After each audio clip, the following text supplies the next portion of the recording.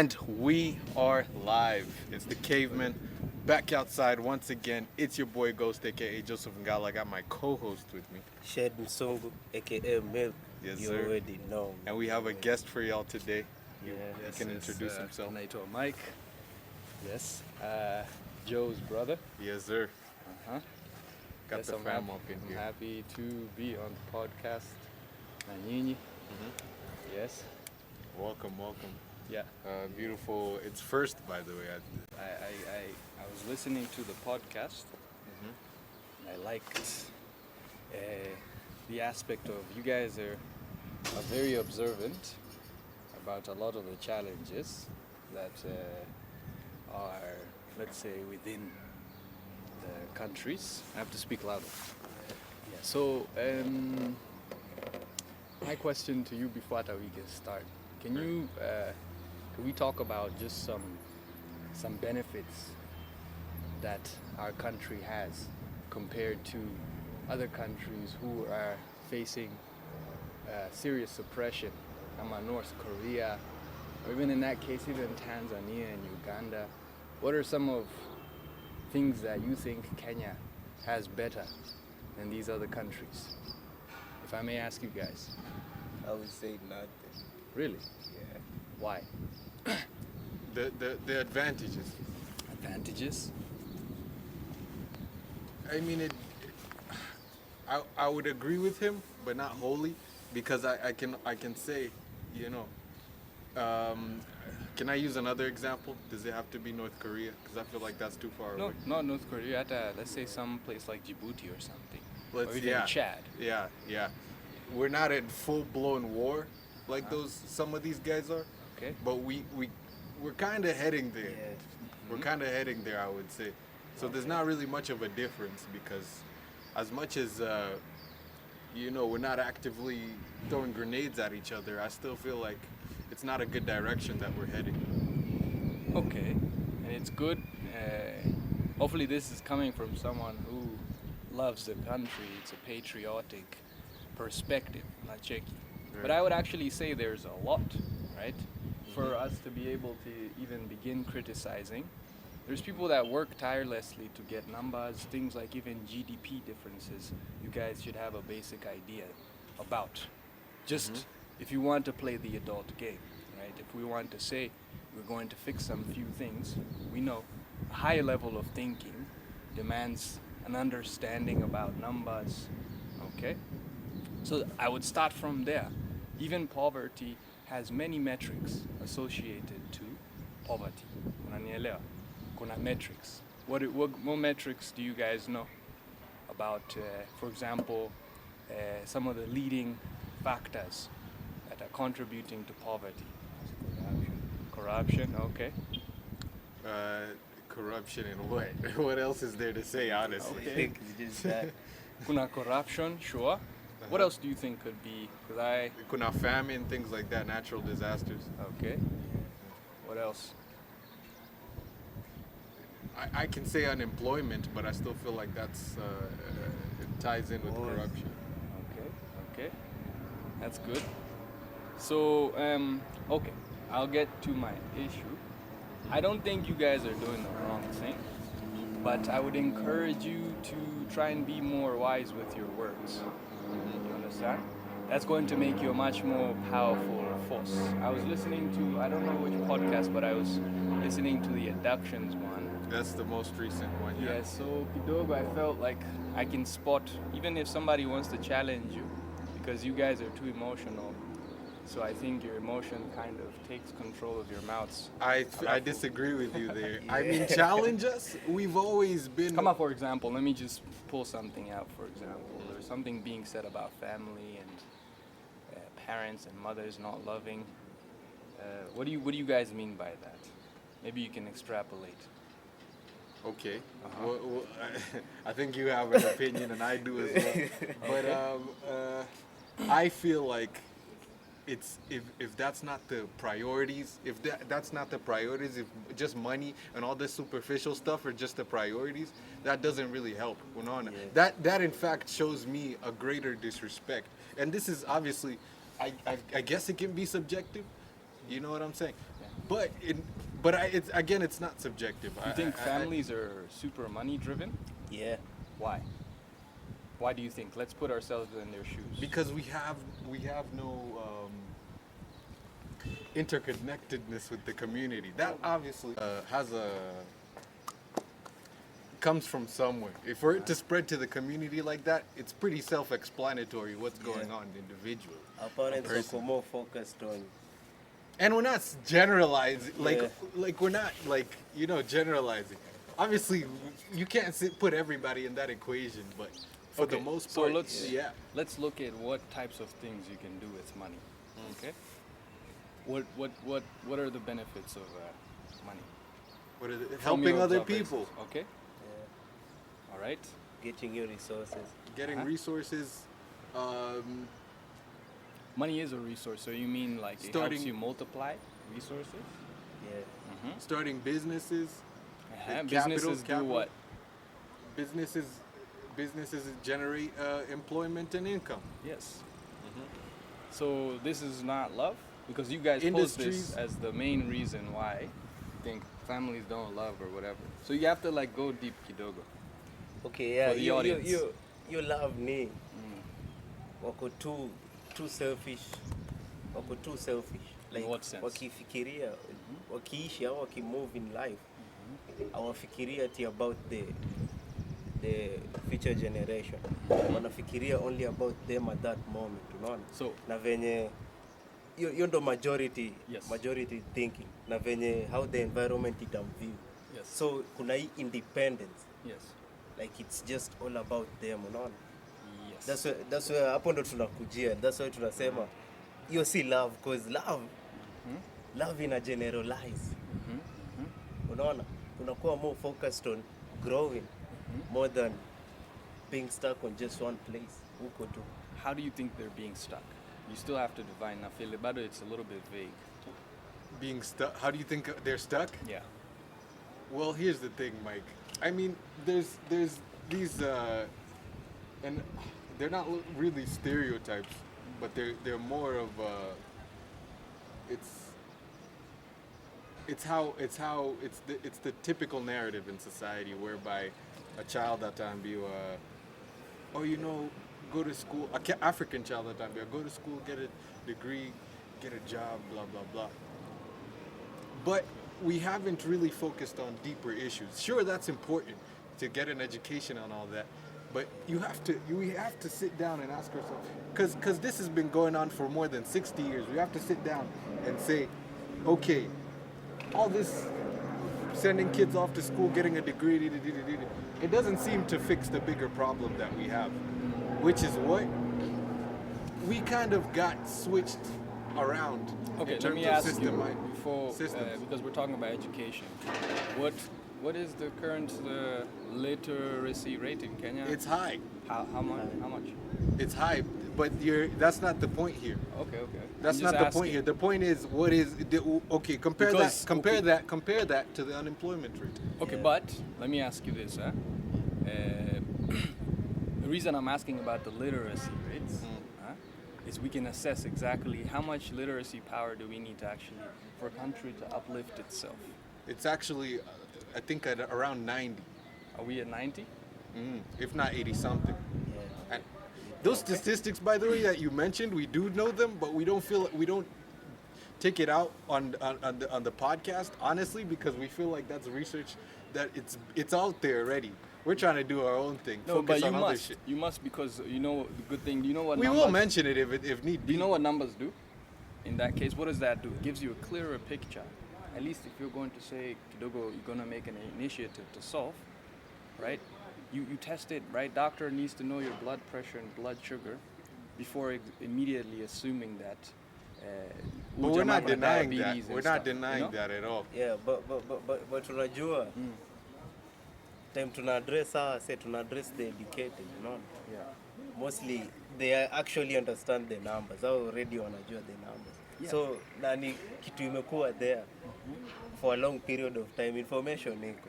Yeah. So time tuna address to address on the action, mbona to take act according to venye hizo numbers zinasema, mbona to act hivyo, mbona to behave hivyo. Yeah. Walipata. Okay. Hiyo ndo the main problem. The main problem ni hiyo action inakuwa taken, they quit taken. Sasa me, my thing is kidogo. I feel like you guys clearly kuna corruption. That one I'm not going to disagree. It's been the narrative for a long time, but now it's a question of effective ways to approach to solve this. Okay, I'm going to ask you guys about a particular subject that in our generation most people were trying to make a change. They know about it. Decentralization. What do you guys know about decentralization, and how can that be applied? That's exactly what we're pushing for. What is that, and how can that be applied in a? What is that? Decentralization. It's trying to move away from a centralized system, aka the government that like controls everything, basically things like the central bank and whatnot.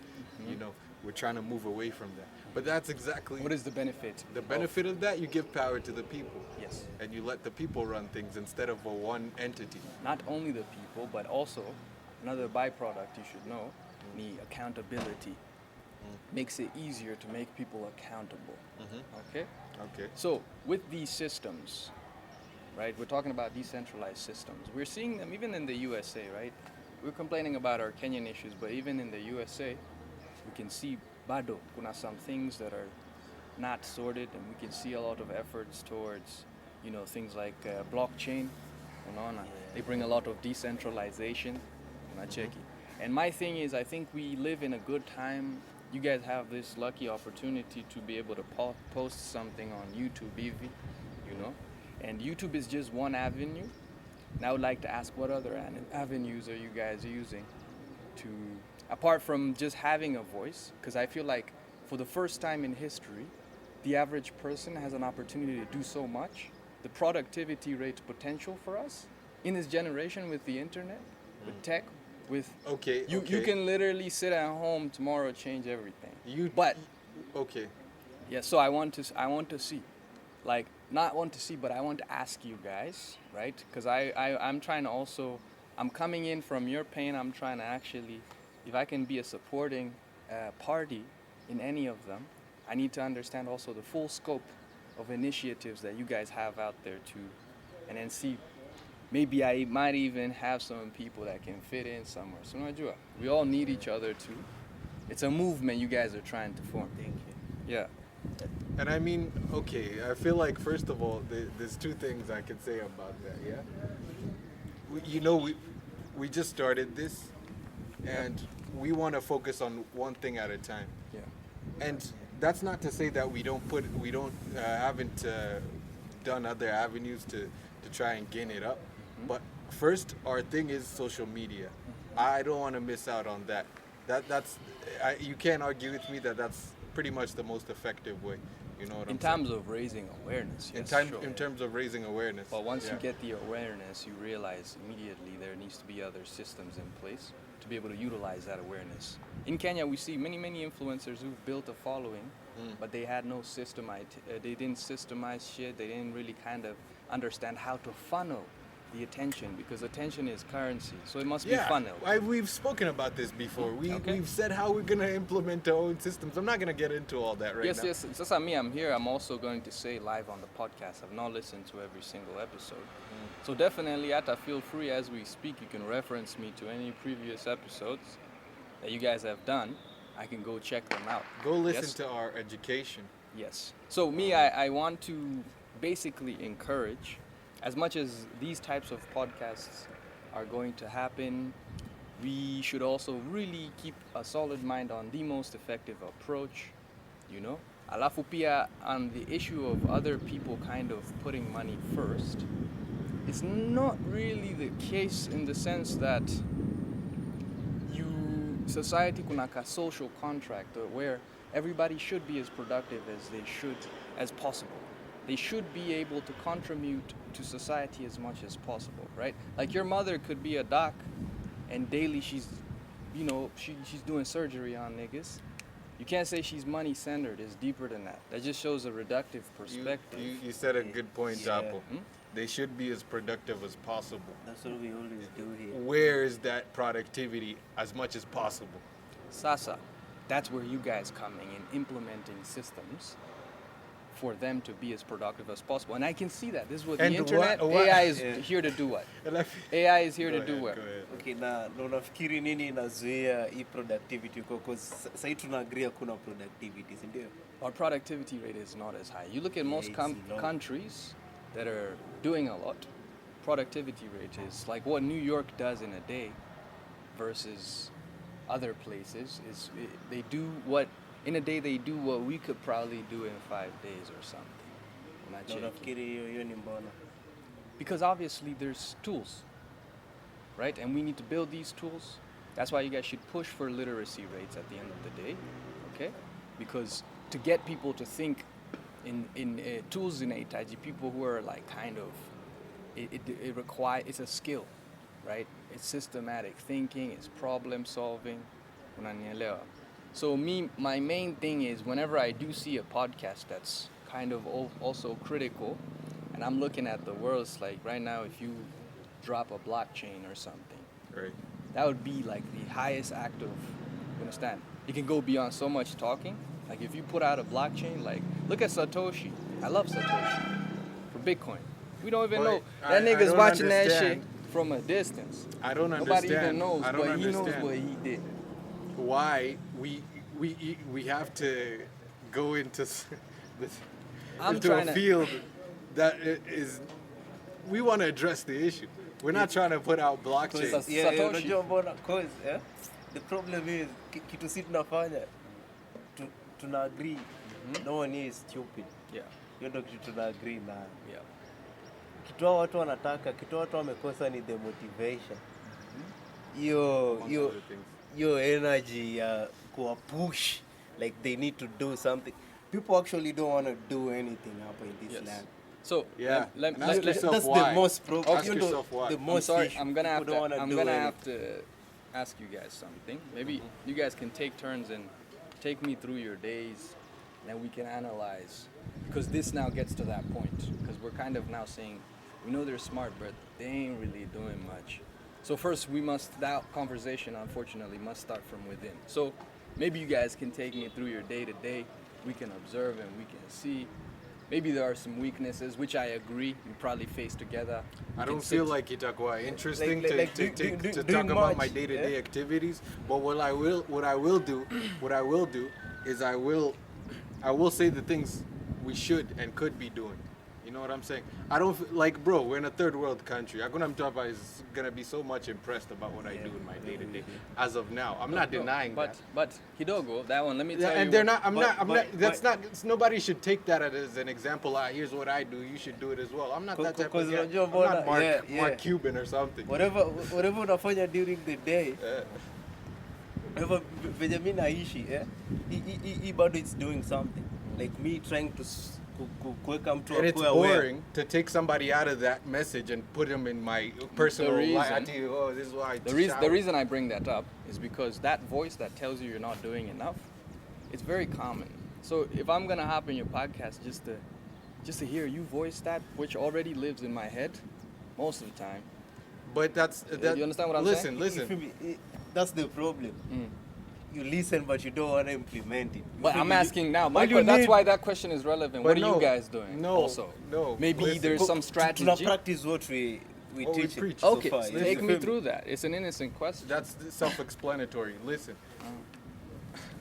I lost my train of thought. But we cannot like. We have to keep it topical, Mike. We can't go out of the.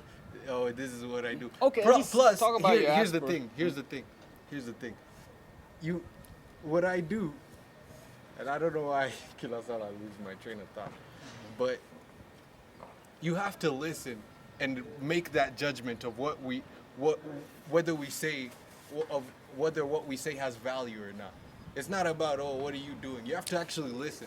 Yeah. I know. If you're in that mentality, uta sink too deeper. What do you do? And then you're gonna be like them, Sasunato. Do more, while you're just laughing at us for not having the top of the I'm not pinnacle saying of everything. it's a bad conversation, but as you guys grow older, you're gonna get tired. You're gonna even realize the moment to sink into true work you don't even talk to anybody because you realize every single minute must be dedicated to a particular But I feel like domain. everybody does that. Everybody has moments where they just work and Everybody don't does talk it, to yeah. anybody. That's what I'm saying. So, Ata, you guys just being the people who essentially say you want to push, we all agree that this idea already lives in most people's heads. Sindio?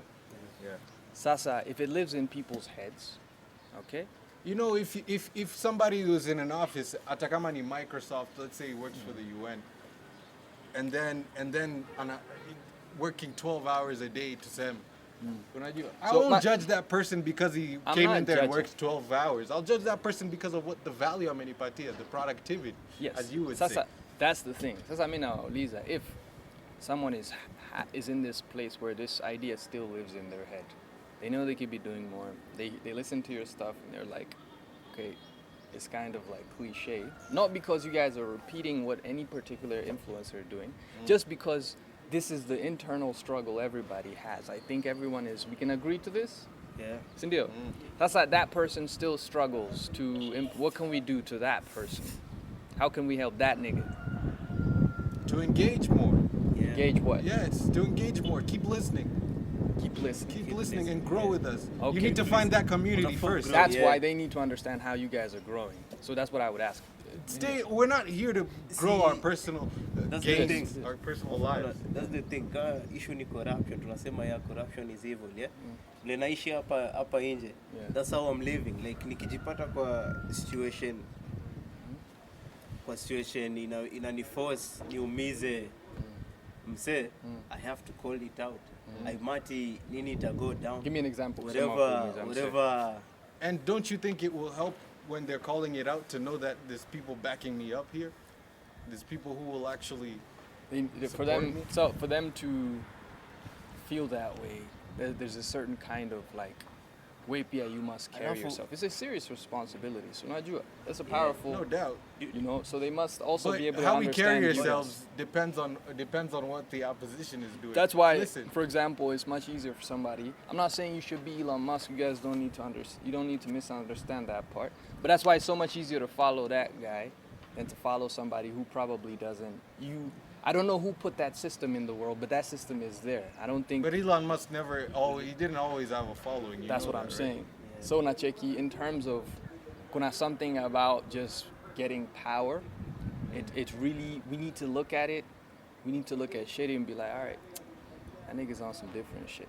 Unajua. It's good to talk about it. In fact, this would be a super dope podcast You're talking later about if you guys actually, and you will do more significant things. You're That one I talking don't about- doubt You're talking because about the conversation. more content and all that stuff, showing. Not putting only it- content, but Yeah. like contributions to society, and then sharing these contributions. That's not something that no, we're because denying to do right anyway. now, to tumefika pia a point, you guys are going to be competing content creation with someone who has prompted GPT to think about philosophical matters. GPT's putting out pieces of content There's daily. already AI channels. Yes. So like, how are you guys going to compete with that? How are we gonna compete with that? That's how Being niggas. us. Huh? See that's. That's the problem. You need to understand kwanza our message ni Yeah. once we get that tukipata hiyo that good following tunaanza sasa kuimplement vitu zitakuwa so more action itakuwa on the land more than on the internet. So I'm saying, what is it? What's keeping you from getting a following now? From growing it? More content. releases, more content. Yeah, Yeah, the usual. Right? the usual. Now people being scared of tapping in. Okay. Just people, yeah. Trying to Just get people to engage. Yeah. How? Like. What- By like things like this. We have you on here, don't So we? now we're so Yeah. powerful. Yeah. I You agree. will spread it, yeah. Yes. I get what you mean. Unajua. But Yeah. ndo nasema also pia kuna aspect, especially and now. listen, you, I think you're being very vague, Pia. I think you should explicitly say, for the sake of us and our viewers, what you expect us to do. So, very good. I've already kind of asked through questions and on a little bit of a back and in your PIE side. So that was my way of actually getting the viewers to actually take a deeper look into your rituals. You understand? So that they can see that you guys are at least, because Pia, even if you're gonna say it's unfair, Nini, for something to be in a particular way, you know, yeah, that person has that voice, like we've agreed. But- even that cop that's corrupt. But I feel like you're but trying let's to. argue your Okay. point, because How so? I believe people need to see someone doing shit for them to do what is needed. Yeah. If we Like- if we think like that, we are If- giving way for psychos to kind of. If I'm telling you, even AI, the main problem is we don't know if that nigga is real. reason And me, I think unajaribu ku. I don't know where your community lies, but I'm trying to say, unajua. it's kind of like a clash of things. Unajua. M- Look, Mike. Even I'll if you're clarify, but go even ahead. if you're just sitting down with the microphone on, talking about the matters that have been ignored by society, you've gone a long way. You have to start somewhere. Even Okay, addressing the alafu- issues is a alafu basic you need thing. to understand I that agree. tuko na roles. Kila msee ako na role, like tuko built different. Yeah. So mi naweza kamka vile tunaongea hapa ni ka educator, si ndio? We can educate, lakini kuna msee mwenye atasikia, mwenye anataka kusikia hiyo, I alafu agree. take action, unaona? I agree. Different roles. You never know where somebody's at. Yeah, You huwezi can't jua. make a generalization. Na huwezi This is jua what utaguza people, nani. you know, people would want. No, what do you want? Let me tell you where exactly. I'll string my chain of thoughts, right? Yeah. So this is my initial view when I heard your podcast. Number one, nilikuwa na feel like in some, like I've mentioned, Kudogo, I saw that the words weren't crafted properly. No, nilikuwa na feel like you guys, Kidogo, you're being emotional, which you should be. Emotion drives action. Nini, that's a But whole you- other you- argument. Nini. You're missing the point here. Look, of course we freestyle this, we wing it, and we're not gonna like. It depends on the topic. We've said this before. We've even addressed this issue that you're saying. Like, if a topic is meant to, like, if it's aggravating, we approach it Hivyo. likewise. We're not gonna sit back and sugarcoat Yeah, anything. lazima to relate na hiyo emotion, sasa- because Because we're not educators, we're not like stereotypical educators. Yeah. Well, that's one. You know, we have to find a way to be heard. Two, there's a certain audience we gotta get. You know what I'm saying? If it's not for you, it's not for you. Yes, Yeah. I'm saying you guys, whatever you're doing, you have that responsibility. And we're growing, Mike. I Alafu- don't. Yes, Alafu, you're part. I don't want to hii interfere. point ya aggression, unaona ka hiyo topic ya abduction, hiyo shit si light. Like people disappearing, alafu hakuna kitu inafanywa, Yeah. hiyo shit si light. Unajua unafaa unajeka kwa hiyo shoe, you as a parent, una imagine mtoto wangu anaongelea truth, is speaking on truth, alafu anapotea, alafu the only concern tuko nao ni mi solo, ni mi peke yangu kama mzazi. Ni fucked up, na inafaa tukiwa as a community, agree. because hakuna Yes, venye yes. utakuwa my neighbor Uh, ukidnapiwe, alafu mi I'm just okay with 80 something people and above, and I don't get how this can be an issue compared to that. Ni Compared crazy. to that, really, It's- let me- people getting lost. I understand. Children, young people. Acha nikwambie hiyo story ya abductions, yeah? It's not that people don't want to speak up, unanielewa?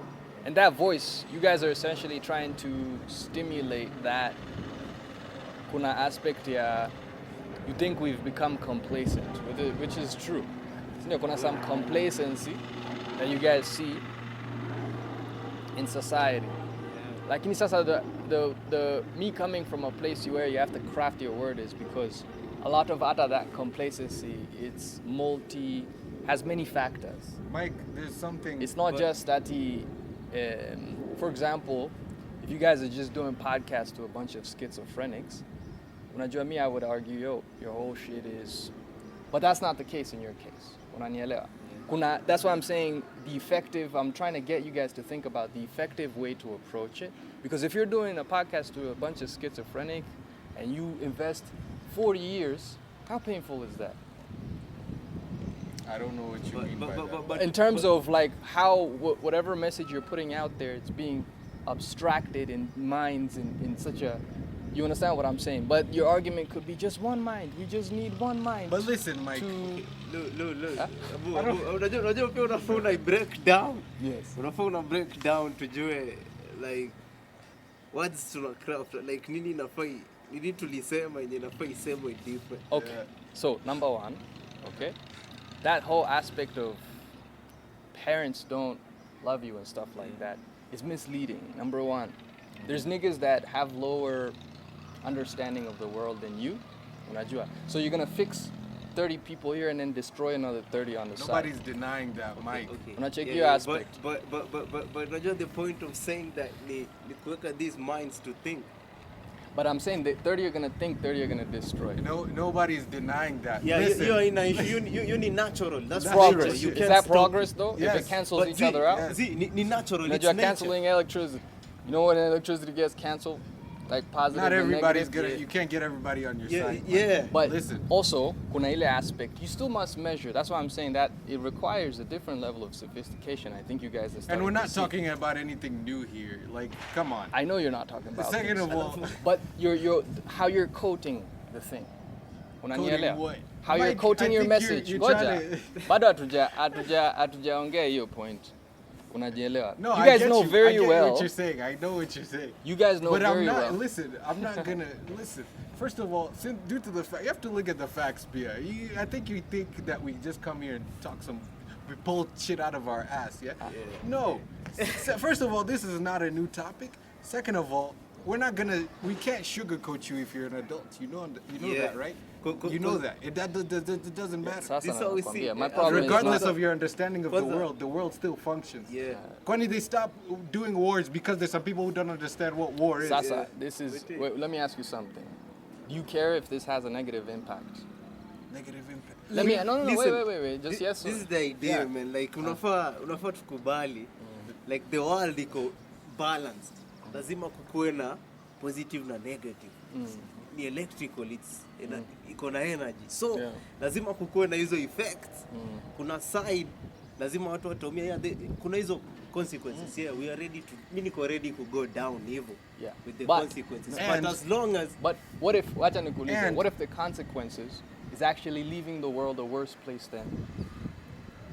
That's what. If you say you're But I ready. think you're don't believe you're that. judging personal character. We're not. Our intention Sikarata. here, it is character. Our intention is not to spread negativity. I don't get why Yeah. you have to take it like that. I You know have we're not to trying to because- spread Our intention negativity, ni kuweka but you're wasa here trying to promote say that. that we're your spreading intention is it doesn't mean shit because mimi mwenyewe I know human beings, I know we're flawed. Okay?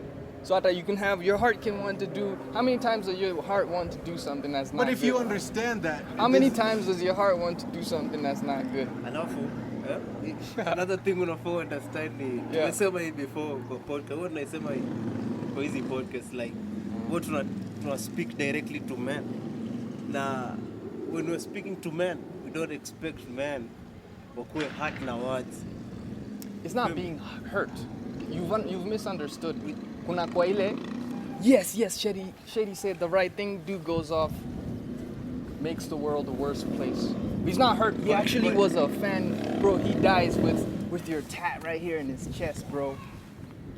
That's what I'm trying to actually explain in terms of because kuna ule mse, do you agree there's Mike, differences in Mike. intelligence? Number Yeah, one. yeah, you'd yes. agree, you'd Sasa, agree. because of that, you guys need to put yourself at the very top. You But understand? In that's, I terms don't, of- it's still not you going to can't- solve the problem you're talking about. Yeah. you can't. People you are can't. going You to twist can't. your words regardless. But what you want to do, if you're smart, I don't know if you guys believe this, you should have more positive than the negative at least. Even if it's a 60-40 But we do. situation. But to call us positive. We always Huwa That's- tunakataza no abduction, no corruption. Yes. My nigga, hey, tuache And tell that's- people, stop we tell spreading lies. Yes. That needs you nothing guys negative about to think deep. It's not as easy because if it was as easy, the world would be heaven. But And you I need don't to ask get, yourself I don't why. get what's negative about. Wanting you the know- best for your land. Wanting what's best independence for your land. That's- How it turned out our anger is directed towards the right people. Yeah. No, Because the they come opposition. yeah. Acha Issue ni nikwambie. opposition.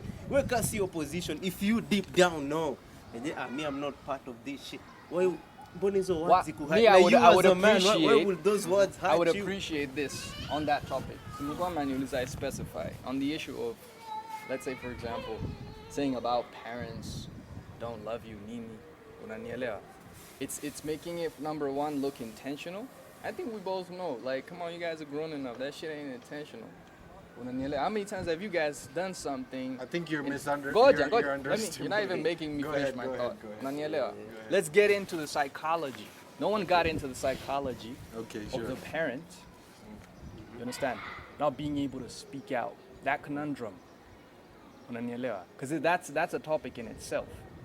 And then pulling them in there, I feel like that would be a much more valuable conversation instead of just blurting out. It doesn't, and then that person who's not intelligent as you, ameenda ka, umepoteza wewe jamaa. I don't want you guys to do that.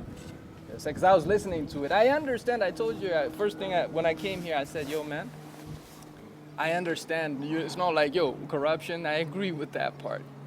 Anyone who lives in Kenya who doesn't agree with that part is an idiot. But Sasa, okay, you guys are making steps to, you're trying to have an opposing force against that. Okay, And listen- I'm here to challenge the effectiveness and the approach of it. You understand? Because if you do go deeper in those subjects, getting into the psychology of the parent And Mike- or the neighbors Okay, who good.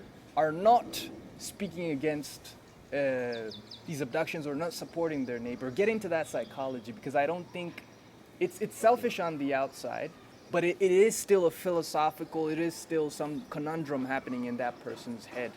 That state, what produces that state? That conversation I want to hear. We're not. Yeah, thank you man. Nakuelewa. Yeah. Unasema tujiweke kwa same shoes, position ya mse. Yeah, tumejiweka hiyo position. Na hiyo position, what we came to figure out ni that's that slave mind. Thank you.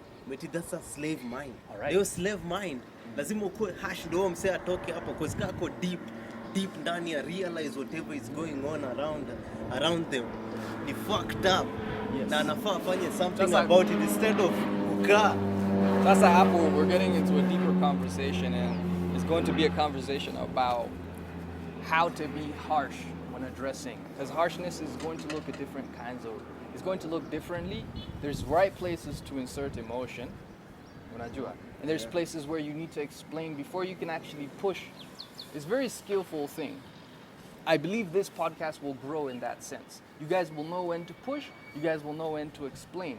Because una understand, nikipeleka mse on this rant, kuna some emotional journey they go through. Now at this point, if I continue to speak emotionally, I'm going to lose this guy. That's how you pull back, you open that place, put a magnifying glass on that place, and then you touch after. Like, and if you just, you understand what I'm saying? If you just complain, or if you just kind of look like you're just, you understand what I'm saying? You first need to describe it properly and then call it out. Not just call it out and assume everybody understands. Okay. You need to talk about the demon. Describe this demon, describe the face, so that they can see it clearly, and you then listen call to it the out. whole thing? Ulisikia. Did you listen I to listened to it. The whole thing. Yote, Yes. The whole thing. Yes. Si ni same thing unasema tunafanya. Like, listen, ona. Nikirant, ukisikia nikirant na relate, na jaribu kuonyesha mse na relate na hiyo emotion. Unajua ni watu wangapi bana wanaona their parents ni punies? Because yeah, wamefail. We're saying Parents what wenyewe people wana accept. have kept Listen, in mind. mi nimekaa with my parents to have a conversation, like deep conversation. Yeah, they came wakasema yenyewe sisi yenyewe tumewafail. And I've personally spoken to parents myself Yeah. as well. Tumefail. Different parents. Tumefanya and hii they've conversation. accepted Naona that. naona hapa all round. Any place where tunaenda, we speak to these parents. Hadi first time tukienda huko kwa road before even the protest. Tulikuwa tunaenda kwa road huko as activists tuki-interview wase We've tukitry interviewed people, ku yeah. understand their mind. Tushafanya hiyo. So time tunakuwa harsh. Naonyesha ule mse, kuna mse hatujapatana. Huyo mse anafaa realize yo tuna share the same feeling. I would. Tuna understand, but in hii sense yenyewe tumerealize yenyewe hasa walifail, then sisi tusirudie hizo same mistakes. And I would ask you guys to also do an analysis of other countries that were in this situation and also analyze exactly. We do inside. exactly that. What did you do? Tumeongelea Which mara country? mingi sana. Which country? We've spoken about everywhere in Europe, everywhere in Asia, everywhere in the Americas that's progressed. Okay, so We've Saizo compared that. Jaona, I'll be honest, I've not seen those episodes. Well, you which got I'll to. look into. It's very nice. But you have to also understand my perspective. I'm coming out here also. No, I understand Na you. understand, yeah, na understand. You think it's coming from a bad place? I don't think it's coming from a ni ile bad tu place. tuna understand the emotion, maybe uko na the fear. Oh, It tunaweza enda hapa hata sisi tumekuwa abducted, but fuck that shit. Unaweza kuwa abducted any day hata bila kuongea anything. You can be abducted by anyone. Mimi mwenyewe naweza kuwa kidnapper, me myself. Unatembea pale na kutegea raha. Adai ransom. I He's understand. not though. Yeah, I understand. But what I'm trying to say is, unajua, this is now, you guys are into some serious stuff. We know that. We understand. Yeah. And thank you for mentioning that. Yes. Yeah, we understand. Sasa, it's about talking about serious problems that affect people seriously. And we're not Which- trying to. I think we're not. I need to, Ata, for me not being, I need to push you guys to think deeply about this. Unajua, I'm here to do that and to help you guys do this more effectively. You'll see, in the future, you'll look, Anye Ule Jama at that time, he came there. So my whole thing is not formulated. I have not listened to your podcast, but at least you have somebody who's pushed you guys to think differently.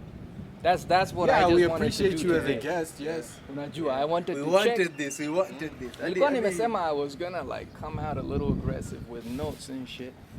You Quickly. could have done that too. But- could have done that. But hiyo pia for me, it wouldn't expose my ignorance.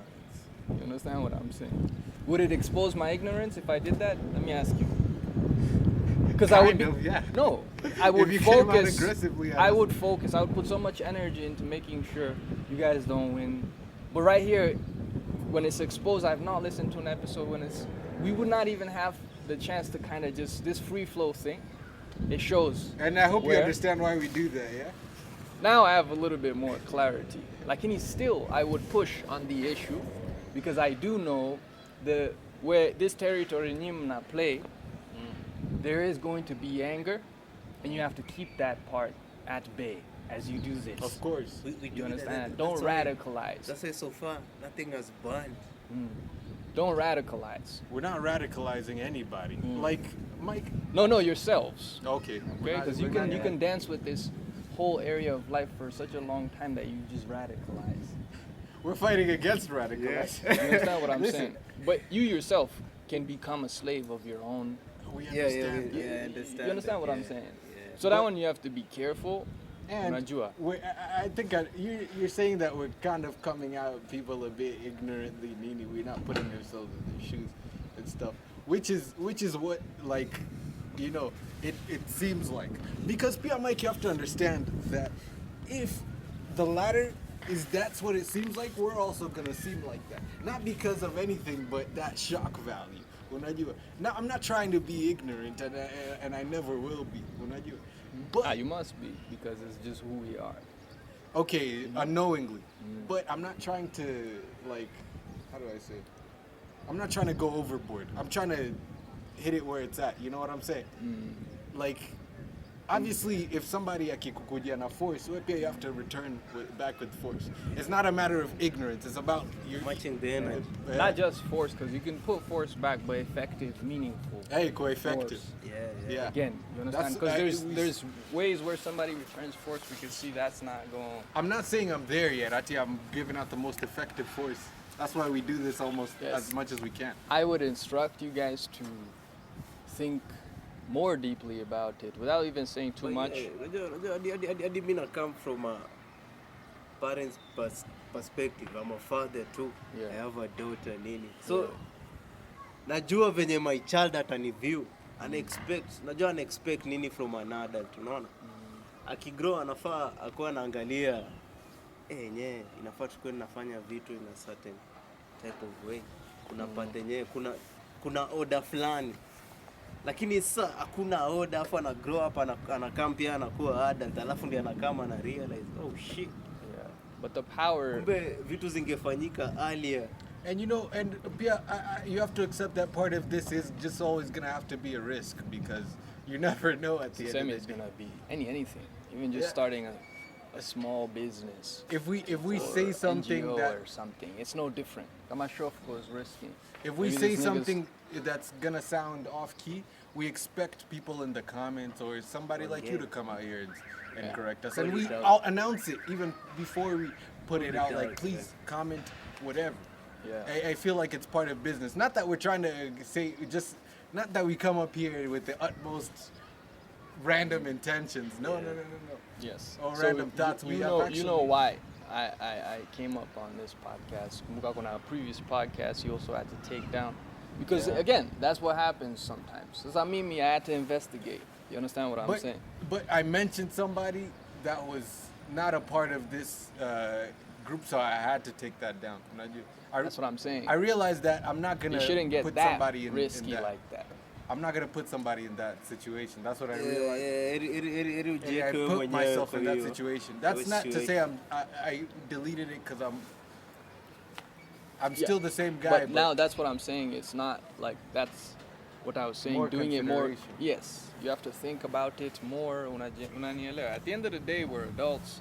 At the end of the day, we're trying to look at the ways to make the most impact. You actually need free, peaceful time for yourselves as you think about these issues. You don't want to run into somebody who's gonna play this game for 40 years.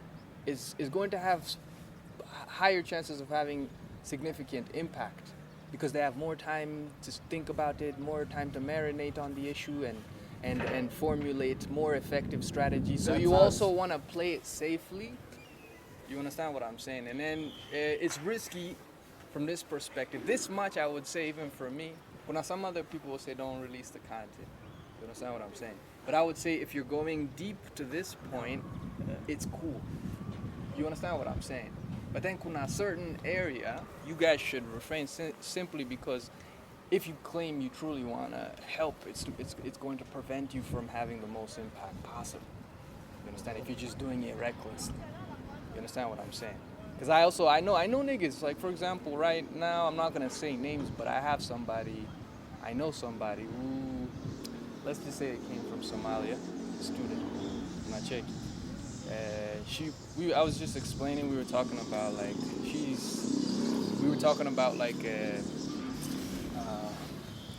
what her country is going through. And we were talking about entrepreneurship concept, yeah, sharing economy concept, yeah, Uber. You have a car, instead of just letting it sit there, it goes out, it does something, nini. Alikuwa ananiambia in Somalia, it's so intense that something like Uber, Al-Shabaab will definitely put a bomb. In fact, they had Uber situations and these niggas is blowing niggas up inside of them vehicles. When I check how you're dealing with people who have essentially gone crazy. Those are essentially like demons. When I check out at school, it's just been miraculous. Nile maybe amesahau something at school. Alafu hakuenda bus stop kungojea matu. Alafu hiyo kukalipuliwa watu hapo. She's a lady right now. She's essentially fighting hard to go and study telemedicine to get medical care to remote people in remote areas. Unacheki. Amehepa hiyo story, amekaa Kenya, man. She's on the move every day. She's trying to essentially bring that stuff into reality. So I was looking at her situation, and I saw like, okay, Africa is a pretty tough place to exist. Number one, unacheki. But it's from that type of, you understand, everybody kind of trying to find out how their life can turn into, how their life can be valuable in the most effective, impactful way possible. For her, that's what it is. I'm not saying everybody needs to become a doc. She's probably doing more than I am, even I would say, especially if she gets to, she succeeds, maybe she graduates and she goes back, because she's planning to go back to Somalia. Most people usually go completely. Somewhere where she's ameheba like 3 bus stops, suicide bombings. You understand? Something like Uber is wonderful for Al-Shabaab. When I check, So like unacheki out of them, they even business people cannot even have their businesses. These guys have a chokehold on the economy. Unanielewa? And now unacheki these types of concepts like entrepreneurial concepts ambazo zinatoka from that whole sharing aspect of things. Those people are so against those types of. Now those are the Uber. You think about how much it has impacted people's lives. And if you look at that type of business model where people are sharing, that's where they target. Because if even Airbnbs, you know, they could Al Shabaab could put up an Airbnb and then blow niggas up in there too. Unacheki. Na nikuulize, Yeah. if ungepewa opportunity waambiwe tunataka ustop Al-Shabaab, ungefanya nini? So, in that issue, first of all, I can't speak on it because there's so many things I don't know. Okay? I do know, one thing I do know, just like you guys, I know that they need to be stopped. First thing I would do, first spend time to understand them first. Because an enemy you don't understand, you cannot defeat. First, I will humble myself first. Yes, sure, they're killing people now, but to tell me that I know what I'm doing is just the most stupid thing I could ever say. Let's do this immediately. Like, and there's somebody who's been writing papers documenting that shit. It's like, fuck what you've been doing. I know exactly what we need to do. Like, that type of mindset, hell nah, bro. I'm probably gonna dedicate some time to properly serve people. That's how you serve people, unfortunately. When you see somebody... Naka hiyo time inafanya more lives zinakuwa lost. How do you balance that? How would you balance, like, usikuwe na casualties wengi but yet tukuwe na stop hours? Okay, the most simple in an emergency situation, deploy more police, right? More, they're doing it, more curfews, those ones, right? The not so, right? But then they get around those also because they're autonomous creatures. They're thinking. As you strategize, they're strategizing against. So that one, I think maybe we can complain to God about that system. Unajua. If you guys want to do a counter, I agree with it. You want Now, to, what if? What if? because that's how You just hit the main base that one takes where time. they settle. You just hit that. What time? Look at Israel. We've been hitting. Israel has been hitting the main base for a minute, but these niggas still keep popping out, bro. You understand? When you have autonomous creatures, unanielewa? That's like that one. I will just say because that argument is essentially going in a direction that it doesn't take time to do shit. Of which anytime I will slaughter you in that argument, I'm sorry. Unanielewa? That part we can't. There's no discussion there. Listen, You can't I get- agree with the Somali girl. Hey, kudos to her. Yes. The And, question of the most immediate. This is niggas are not sleeping over this. Sissy, we're sleeping 8 hours. Some dude doing 4 hours thinking about that. We slept 8 hours. We're not as productive as him. And then we gonna come up with a solution better than that guy? I don't know, man. Guys, that's something I usually before I propose. Okay. Because kama ish kama Al-Shabaab, how many minds do you think are working on this problem? So for me to propose a solution is to say, all them niggas, I'm smarter than them. To me, My I IQ believe- is 200. Mi nafikiri hizo minds zenye zina work on that problem on the same minds ili create your problem na zinataka hiyo problem iendelee, because I feel like your problem inaweza kuwa stopped. It's valid, but now Fast. sasa the high level, the adult way of communicating that is through proving it somehow. If you just say it as an idea, that one too, as we grow old, hata mimi ukikuja, hata mimi nikikuja nikikwambia kitu, nikwambia let's start this business idea, and I can't argue why this thing is going, effectively argue, you're not going to do that business with. Unanielewa? Niggas seen it. Niggas just 2 years older than you, 3 years older than you, same pain. Unajua, 3 years older than you, they've been existing in the simulation longer than you. They've got more information about the simulation than you because they've just been in the simulation longer than you. So how come they were not also able, and you just came into the simulation the other day because of a 200 IQ, you've already understood the game immediately you want to. It's probably not the case. That's also the mindset you guys should approach while making the podcast. Unanielewa? Sawa, parents, but what about niggas in my generation? Are we also as dumb? Listen, Yeah, listen. you guys didn't do shit. Are we also? Listen. And how many? Which? Let's put a from which age did niggas? Understand? Because me and Guapo Caspia Gen Z also. I'm technically a Gen Z. I love I could technically get away with being a millennial, but most niggas would say I'm a Gen Z. Listen. Some problems have been going on for too long, yeah? For a long time. Let's not say for too long since we want to sugarcoat things. But you can't. Can you sit here, Usame? As much as see we've said that about parents and all that. Not which again. guys are not wrong. Not all. Me, in fact, but no, I listen. prefer Let this. me just.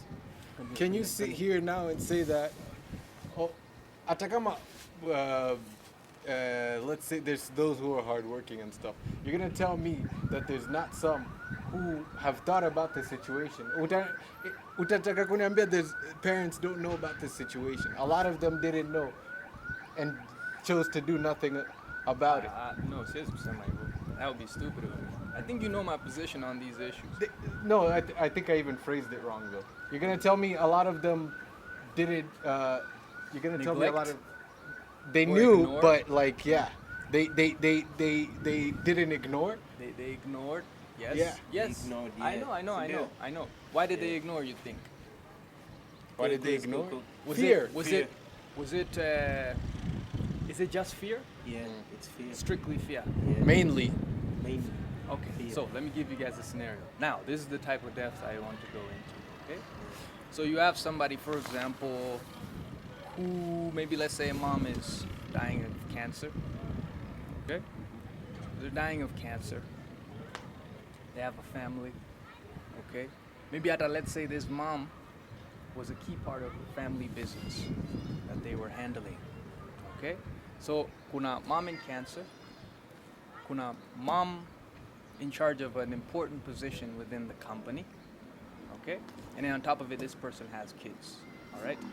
You need to understand, as a human being, there's a limited set of things you can handle at a time, at a given time. And let's say this problem now persists, right? When a health challenges for about 20 years of line, can we really say we blame this guy for, in fact, choosing to be ignorant just so that they can address some more immediate challenges?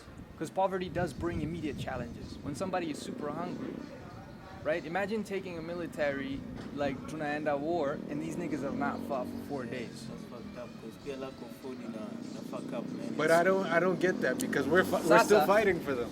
We're still fighting for them, but now going to war with a bunch of hungry niggas, you understand, and then accepting them to fight till it's like some of them are not gonna. It's the whole There Moses. is no going to war with a bunch Moses- of hungry niggas. I didn't Niggas who come go here. to war are hungry. Yeah. Let me explain. This is even in the Bible. I don't know if you guys read the Bible, but you look at Moses' story. That whole idea of him going up to the mountains, coming back, and niggas were still worshiping idols.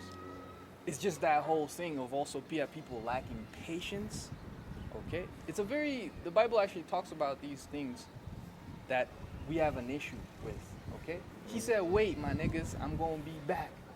Right? That could mean wait for, it can mean, for example, you guys are gonna, for example, let's say it takes you guys 40, 50 years to fix this problem. That's what that story was about. Is you're gonna start with 100 niggas, but by the time you're 50, that number is smaller. And it's so interesting that that book already spotted that part of our behavior since back then. But you got wise that shit is. Because that shit, that book, how old is that book, if I may ask? But that behavior, niggas was still doing that type of We've shit at spoken that time. about that before. In fact, just Huh? the other day. Yes, so niggas were still doing that type of shit where you could see niggas are not. So it's cool you speak on that, but since it's been happening, kuna some systems that are here that are ingrained inside DNA that simply words cannot. You understand what I'm saying? Words cannot. In fact, it would be much better if you can put out a system in itself For example, M-Pesa didn't really care if people were thinking about convenience. It was just a system that just took niggas. I mean, you guys gonna use Does me. the system have to be physical though? Sasa, when we're getting into systems of the mind, first thing we must realize, let's think of them as operating systems. What are some of the best operating systems out there right now? iOS, I guess. No, for the mind. For the mind? Yes.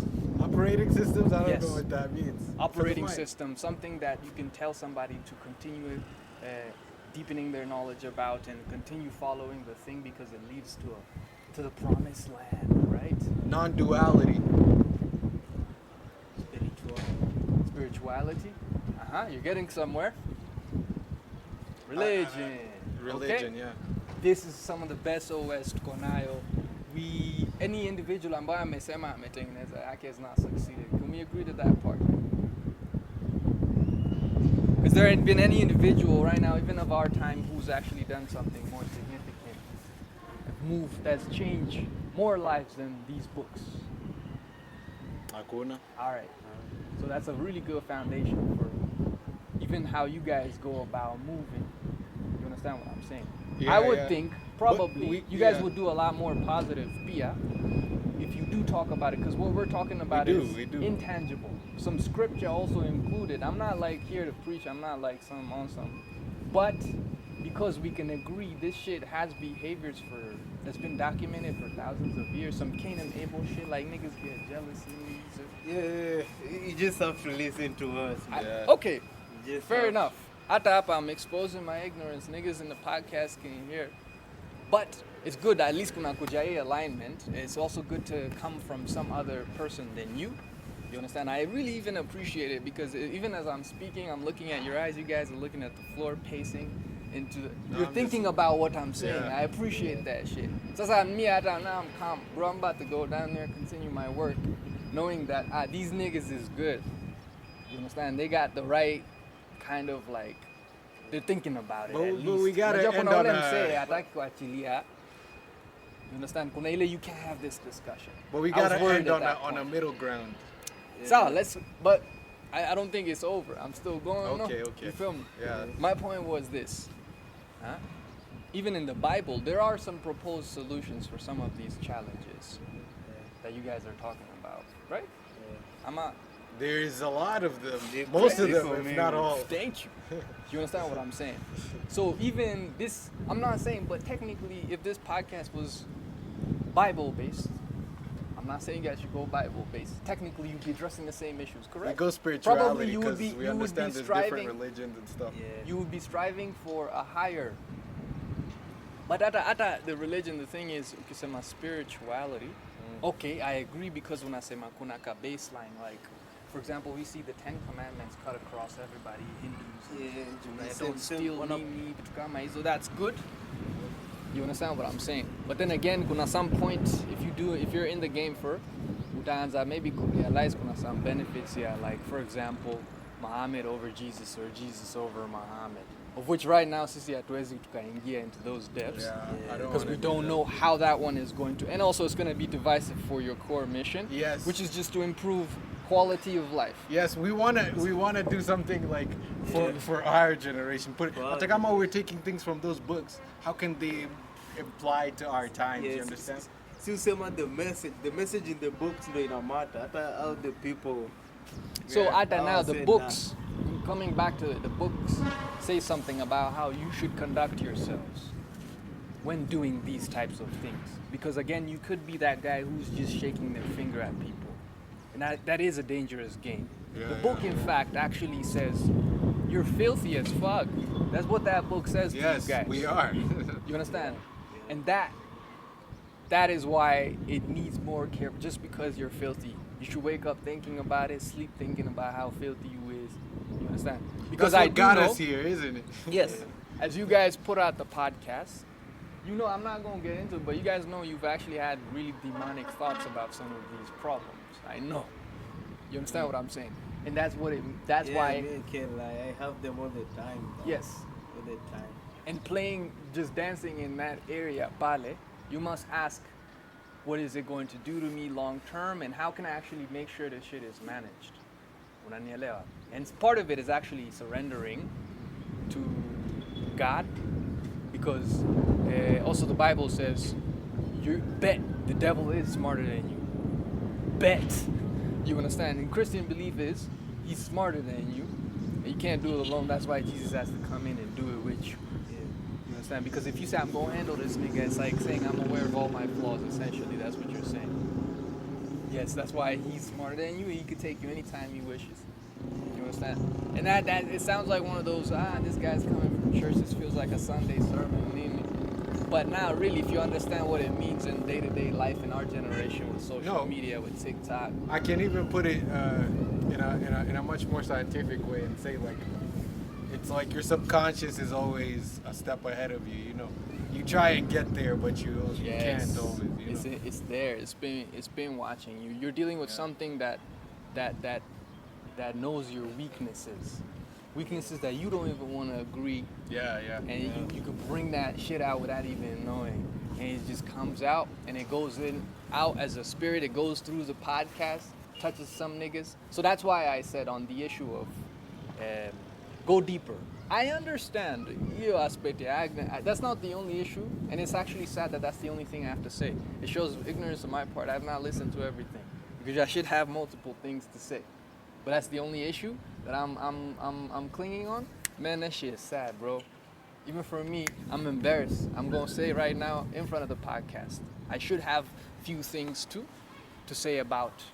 There's some few negatives. That cannot be the only thing I'm using to come here and say, oh, this just one thing you guys said about parents. This making me look weak. You understand? But you guys see, I trust you see also my. I'm really on that same journey of just trying not to be ignorant. We're walking on. I hate this. I hate this. We're walking on thin rope here. Because some of this shit we say has been demonic, which I'm not denying. Like, yeah, man, it can go there, but we have to look at what we're dealing with. It's not a team. We're the states. Is there someone living here? Yes. Are they inside? She knows us. She knows what we do. Yeah, but we have to be. Yeah. Okay. Yeah. Okay. What was I gonna say? Yeah. You have to look at what we're dealing with. We're not like in the States, oh, Starbucks is doing this and that. No, we're dealing with some whole other things over here. Because the main problem ni energy imeletwa, man. It's too chaotic. So they'll respond. What's the respond, bana? By facing away or something. Yeah.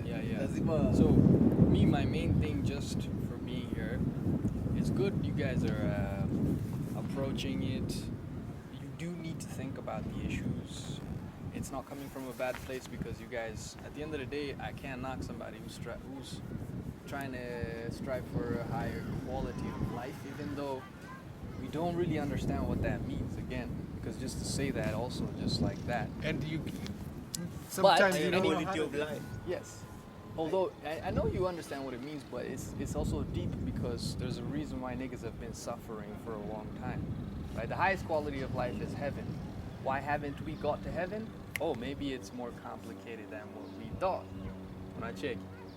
Because even the Bible, what I think they talk about heaven as is maybe just every human mind being put to use maximally.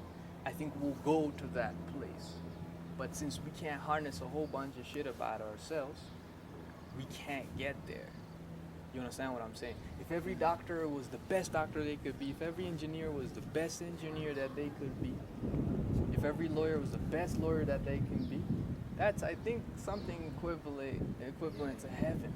But that's a challenge, I think, to say, okay, we should push for that. You should hold people accountable.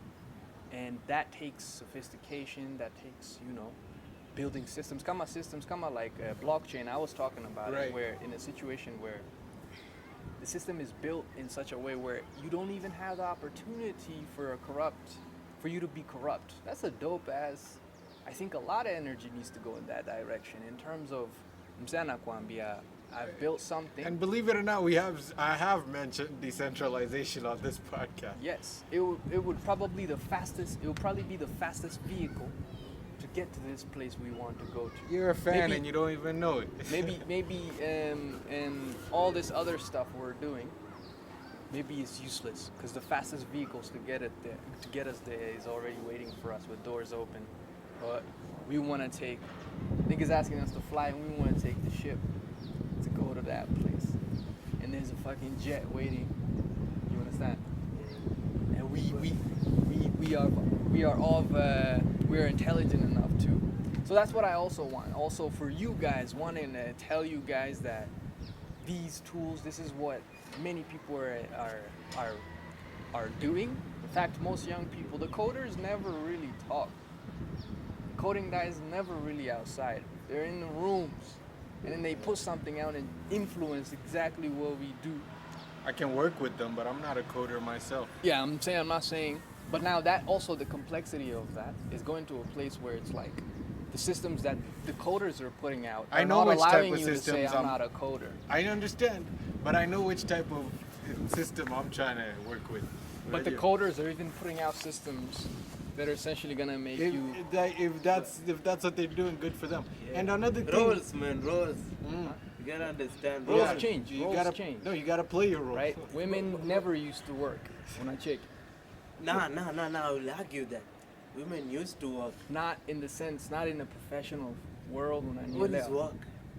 Work is Contributing to the society, isn't it? not that type of work. Unanielewa.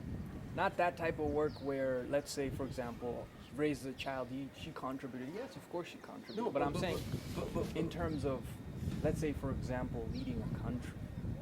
Okay, that was not. Sure, you can argue but the you mom. can't. Huh? They can't. Some of them are actually doing it now. It's changing. That's what I'm trying to But say. you It know took they a can't. while. Yeah. It took a while yes. for us to get them And they're there. starting to, it's changing. When we evolve. Anyone who thinks it's not changing is essentially saying there's no such, the concept of adaptation doesn't exist. No, I It know does. that happens. You know what I'm Adaptation is saying? a thing, evolution is a thing. But bado kuna hizo two differences. We don't want to get too liberal with it. But and we want to also acknowledge our women over here. When you mention women leaders, you're most likely talking about people who are not from this continent. Yeah, but I'm saying even them it's new for them. That's what I'm just trying Yeah. to, we're trying to look at it from like a No, I'm not. timeline. I'm not trying to yeah. But- They can do it. But unajua si hatujafika hiyo state. Yeah. The main issue wanaona kwa hii land ni si tuko still back in time. Like tuna try to fit in a time that is not ours. That's not me. My question is right now. One of the things I would say, I would argue actually we're not back in time. I think that bridge is being closed, number one. Okay? This is how I think it's being closed. Just simply through exposure. Right? The amount of things even a 5-year-old is watching on YouTube exposes them to how shit is at an earlier age than probably, let's say, our father. Our father saw chickens running around, you know, for how long? But They had chickens running around in the front yard before they could actually see somebody snowboarding on TikTok. Do you know how long they watch chickens running around in the front yard, bro? No problem. Like unajua, we used to do the same shit, but in a different way. Ni venye we just had our own thing. You feel me? You have to extrapolate. Issue ni. No, the moment you start saying your shit is ni mbaya unataka hii, that's where you fuck up. It's not in more. Okay, what do you think I'm saying is bad about our approach compared to? Because you have to explain Our approach ni iko too dependent. Like inataka wase to depend on other people more than ourselves. Sasa, that's the thing. We are dependent whether we like it or not. It's a system that a God has put in place. In fact, He asks you to be dependent on Him, and hierarchies are there for some people to be dependent, right? If everybody's independent, fuck hierarchies. You feel me? Right? I think you're misunderstanding the point. No. Even for him, I want him to craft his words carefully so that he can at least, because look at the response I've just given you, and how, if that's not what you mean, how would you change your argument to answer back? I feel like tunafaa tukuwe Huh? independent like Individual. Unaona kama hii dependence tuko nayo sahi as a continent. Yes. Sema as a continent. Yes. The fact hapa ifai. Because huwezi niambia like utakwanga tu umekaa alafu una expect other people to do shit alafu wewe sasa uparticipate huko kwange tu participate. Hey, I just wanna participate, that's right. Yes, But we on your side, I'll play anything. But You're not doing anything. if you've not, for example, if you've not come from a place where you've gotten to see, for example, let's say right now we know, like for example, white people do things at a higher level than us, right? Somebody who's from a village, who's from like an Amazonian village, before he says I'm going to do my own thing, he must go in there first and observe, and then later you can branch off if you want to. No one says, no one has any challenge. Unajua, hata ukienda kukutana na football we don't players, branch for off. example, And right? You have a captain in the team. Let's use his logic in football situations. Just to also show you, you can't forget the. Is your phone have even? no, memory? keep going. You have a captain. Okay. Tumesema, you have to be dependent with. You have to depend on how he's moving on the field and how the type of energy he wants the team to have. Unajua, his assessment on what the other team is doing, his solutions. You need to be dependent. Unanielewa? Kuna a research I'll point you to, inaitwa Apollo syndrome. They put a bunch of Harvard niggas, right? They're trying to see what teams are effective. They put a bunch of Harvard niggas, and they also put a bunch of just regular ass dudes. And they kind of gave them like a goal, like a course to run through and like get to. And they were trying to see, is a team full of super smart niggas or a team that's just average people, which one do you think? And this is something that's tested in Apollo syndrome. Even your viewers could go check it out. Just we see situations where everybody's super high level. You would think that they were able to actually get to the, but they realized the team that was able to get to the objective first was a team that, even though they had ideas, but they just followed what this leader said. In fact, we realize if everybody, they cannot do things together. And humans, we're herd creatures. You feel me? You need that. There's a reason that's there. So, pia sana, we pull each other away. We say, the white people are not really against us. They're not really our enemies. For some reason, they happen to start building tools before us. I'm not going to be angry at that. As long as the research says there's no serious difference, I can also learn. I'm going to go over there and learn, provided me any limitations that he's smarter than me. That's where the problem is. That's not a problem. Yeah. That's But- not a problem. The thing is, Mike, there's a way of, and here's where we differ in approach, yeah? Okay, Kumbuka also, we're coming from that, I want to keep us inside the argument. We're coming from that place of exposure. We are more exposed okay. than. No, we no, are no, not no, I back get in that. time. I want to just clarify that from that point. So continue the argument in that direction, because Pia, for the viewers, I think I don't it's think just it, going to it be... has anything to do with that.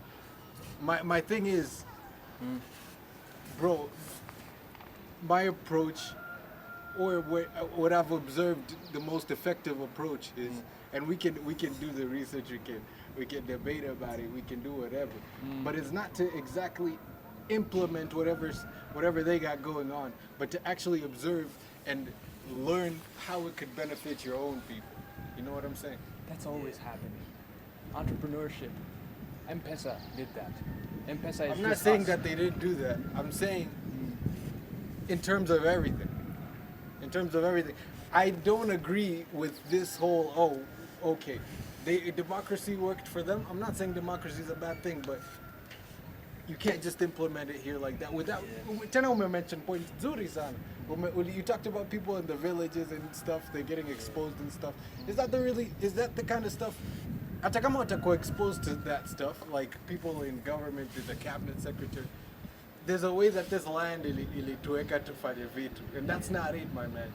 Unajua, if Like, people were running things with a council here, a council of elders, so be it. We don't have to now go and elect people that That's way. that. Yeah, unafaa understand like just because ule msana anaendesha gari si lazima uendeshe hiyo gari. Umeona? Point ni si tuko back in time because we never invented shit. Like so far sasa hii hatuna own industries, unaona? Textile industry ilianguka. We don't have any car industries and whatsoever. Like tuna depend. That's not because of us being back in time. You'll get textile because it's still a modern. I mean, let that back to the modern. You know what I'm saying? Nasema back in time because hatukupewa the chance ya evolve from It's what we had. We're Tuifanye going kuwe better, backwards. tuone inafanya nini, unaona? Hatukupewa chance ya evolve hadi fix our disputes among the tribes. Hiyo chance hata ikukuwa, we never did that because unajua kuna stages in humanity in evolving. Na hizo stages lazima uzipite zote. Ukiangalia white You people can't, wamepitia zote. you can't ignore that and say, oh, you know, as long as we're getting Yeah. exposed and No. tunashika hizi vitu, of course you're gonna grasp these things. You're a human. Yeah, Lakini, yeah. does it really matter here? Kwa hii land. Here? I think so. How? In this case, right? Name- right to now, mention- hata you're using. YouTube, you're Yeah, using your itamata tools and aje shit. na unafaa weke vitamata aje na bado huja solve your internal problems. You can't have problems in the house bana alafu This is what outside this shit is what in a I- matter. This is what I was talking about, right? These are very sophisticated systems that they have built And I'm for, using- for many problems. Unaona? The problem we've had is actually running these systems. But a question of whether these systems actually work. Unajua, No, because no. I thought we look at Asia also took a lot of shit from them too.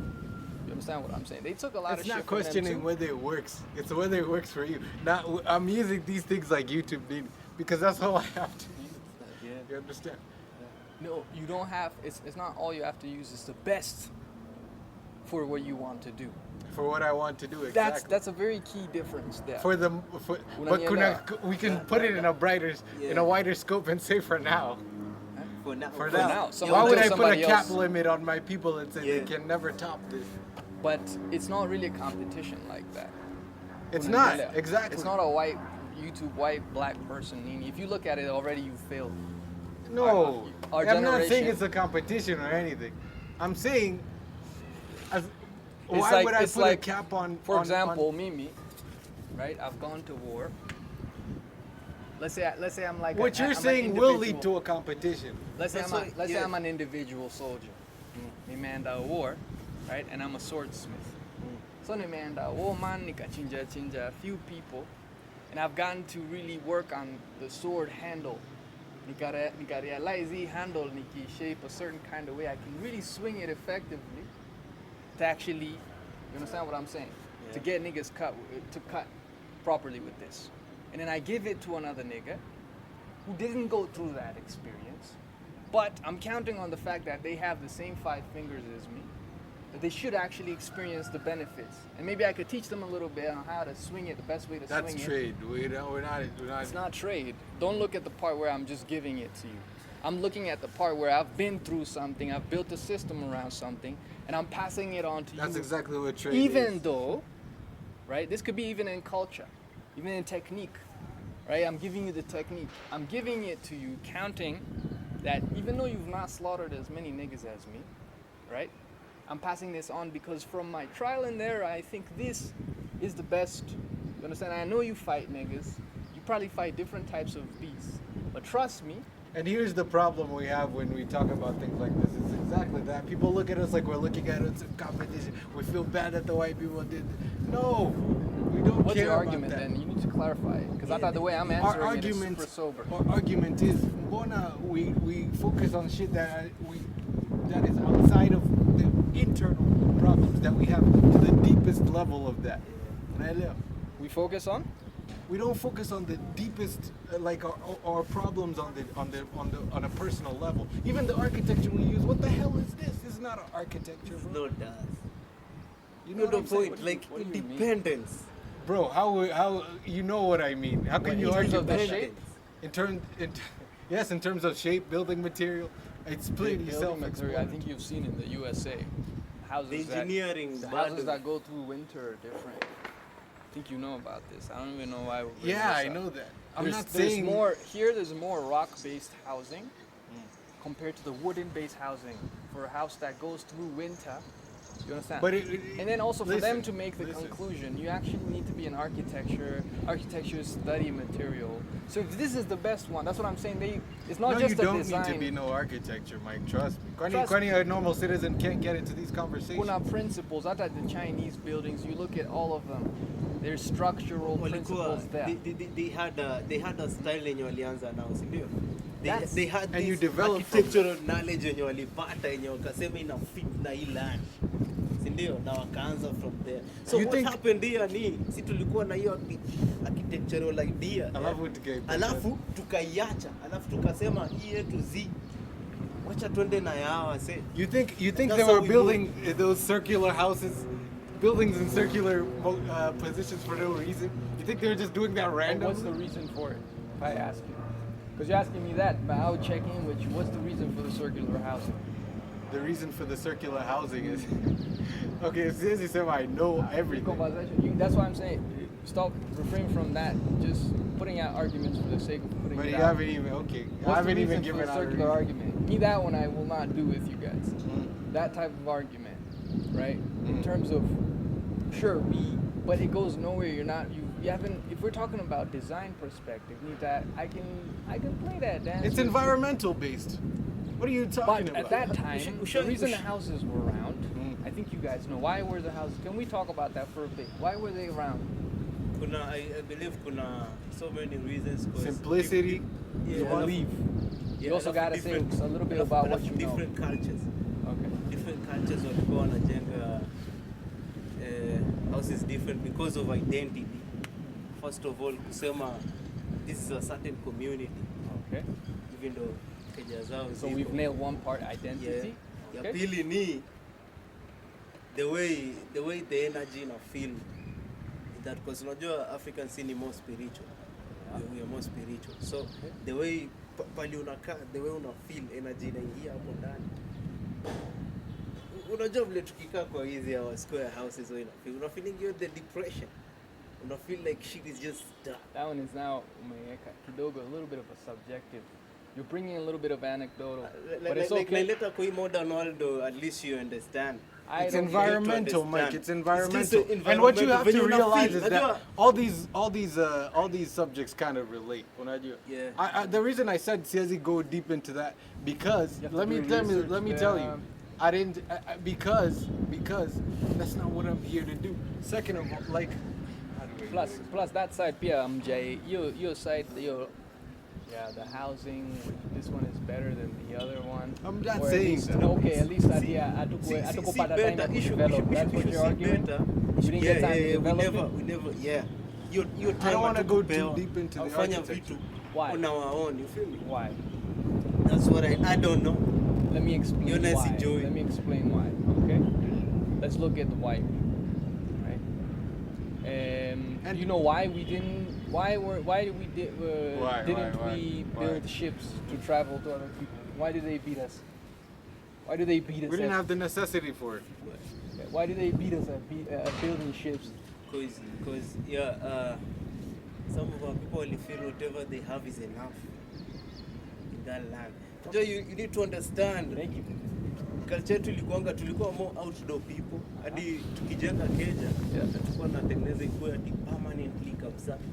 Afu tuna fix na tuna focus sana na interior. We were nomadic. Tulikuwa watu more tuko outside sana. Hunters Yani gathering. ilikuwa tu only for the sex na Yeah. to sleep. Yeah. Jodi kukula watu walikuwa wanakula nje. So, I'll put your argument forward, alafu I'll continue to push forward, okay?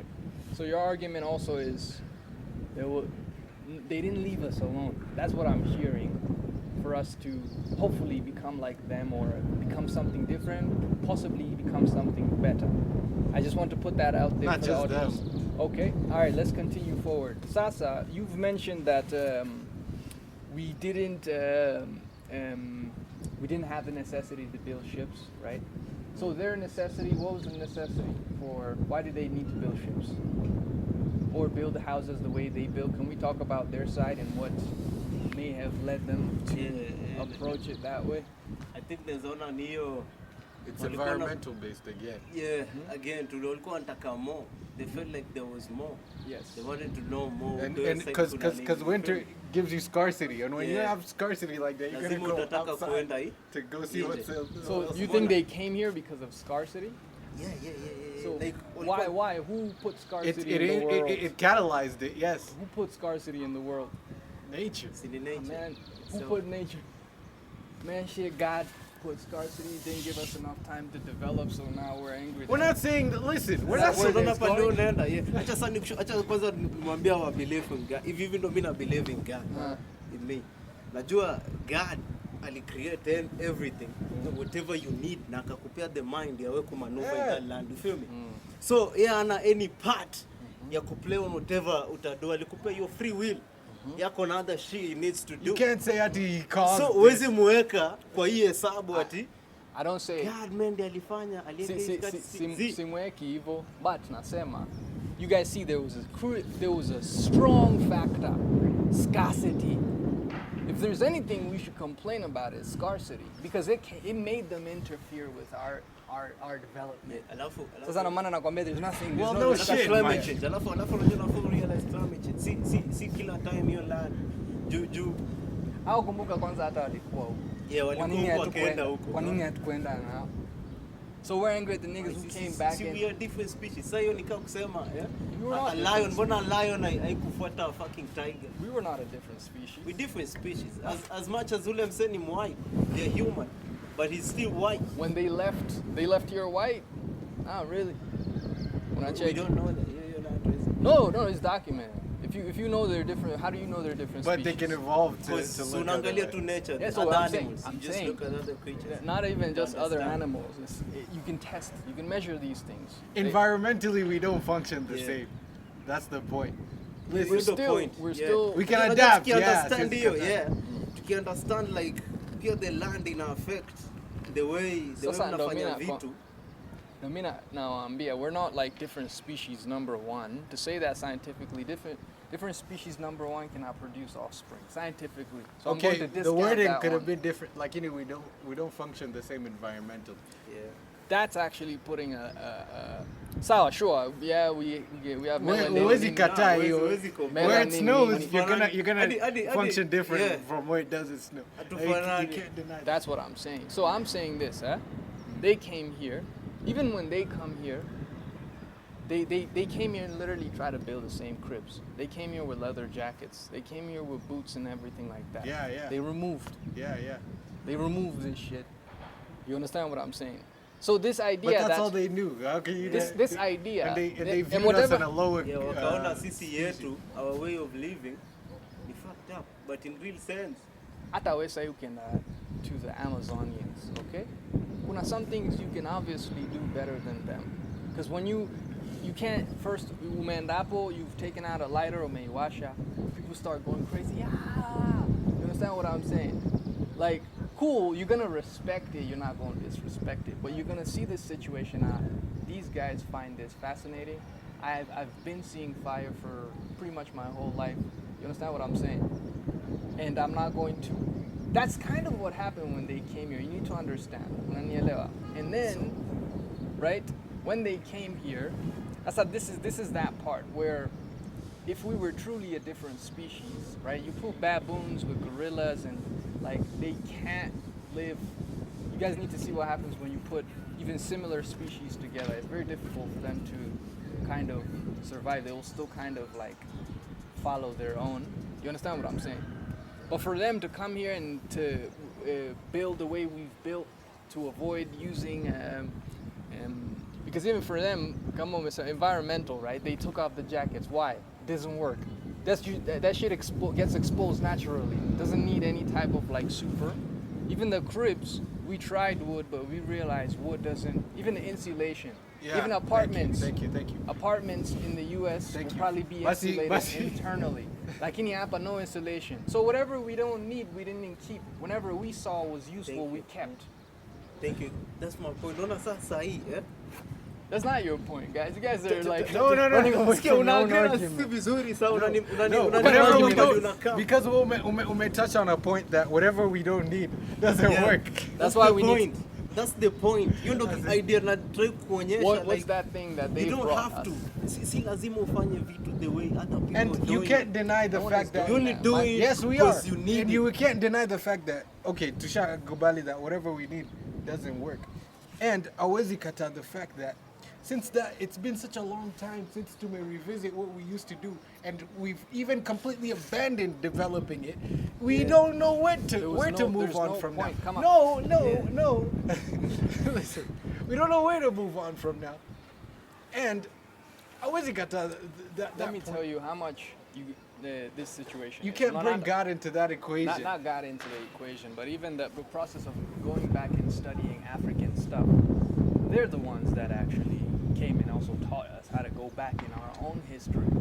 Because the science of going back in your own history, No. We just had a different way of doing it. theirs was different. It wasn't Yeah, lost. unafaa Kwani urealize, when they came here, walipata niggas who are already gone, forgotten everything. Unaona hiyo idea umesema ya Amazon like ningeenda huko earlier before ni realize how shit is yenyewe before go independent ningewashtua, lakini sasa vile na view hiyo side ya Amazon unaweza kuwa na cool gadget yao uonyeshe wabambe, lakini if they don't need it what about the But a lighter, would they need a lighter? kujua more Would about they you need shit. a lighter? Na as long as anaweza asha bado moto ako sawa. They still light fire. Na ni rainforest. This is the thing. Sasa, this is Yet what they happened. don't know what fire is. Right.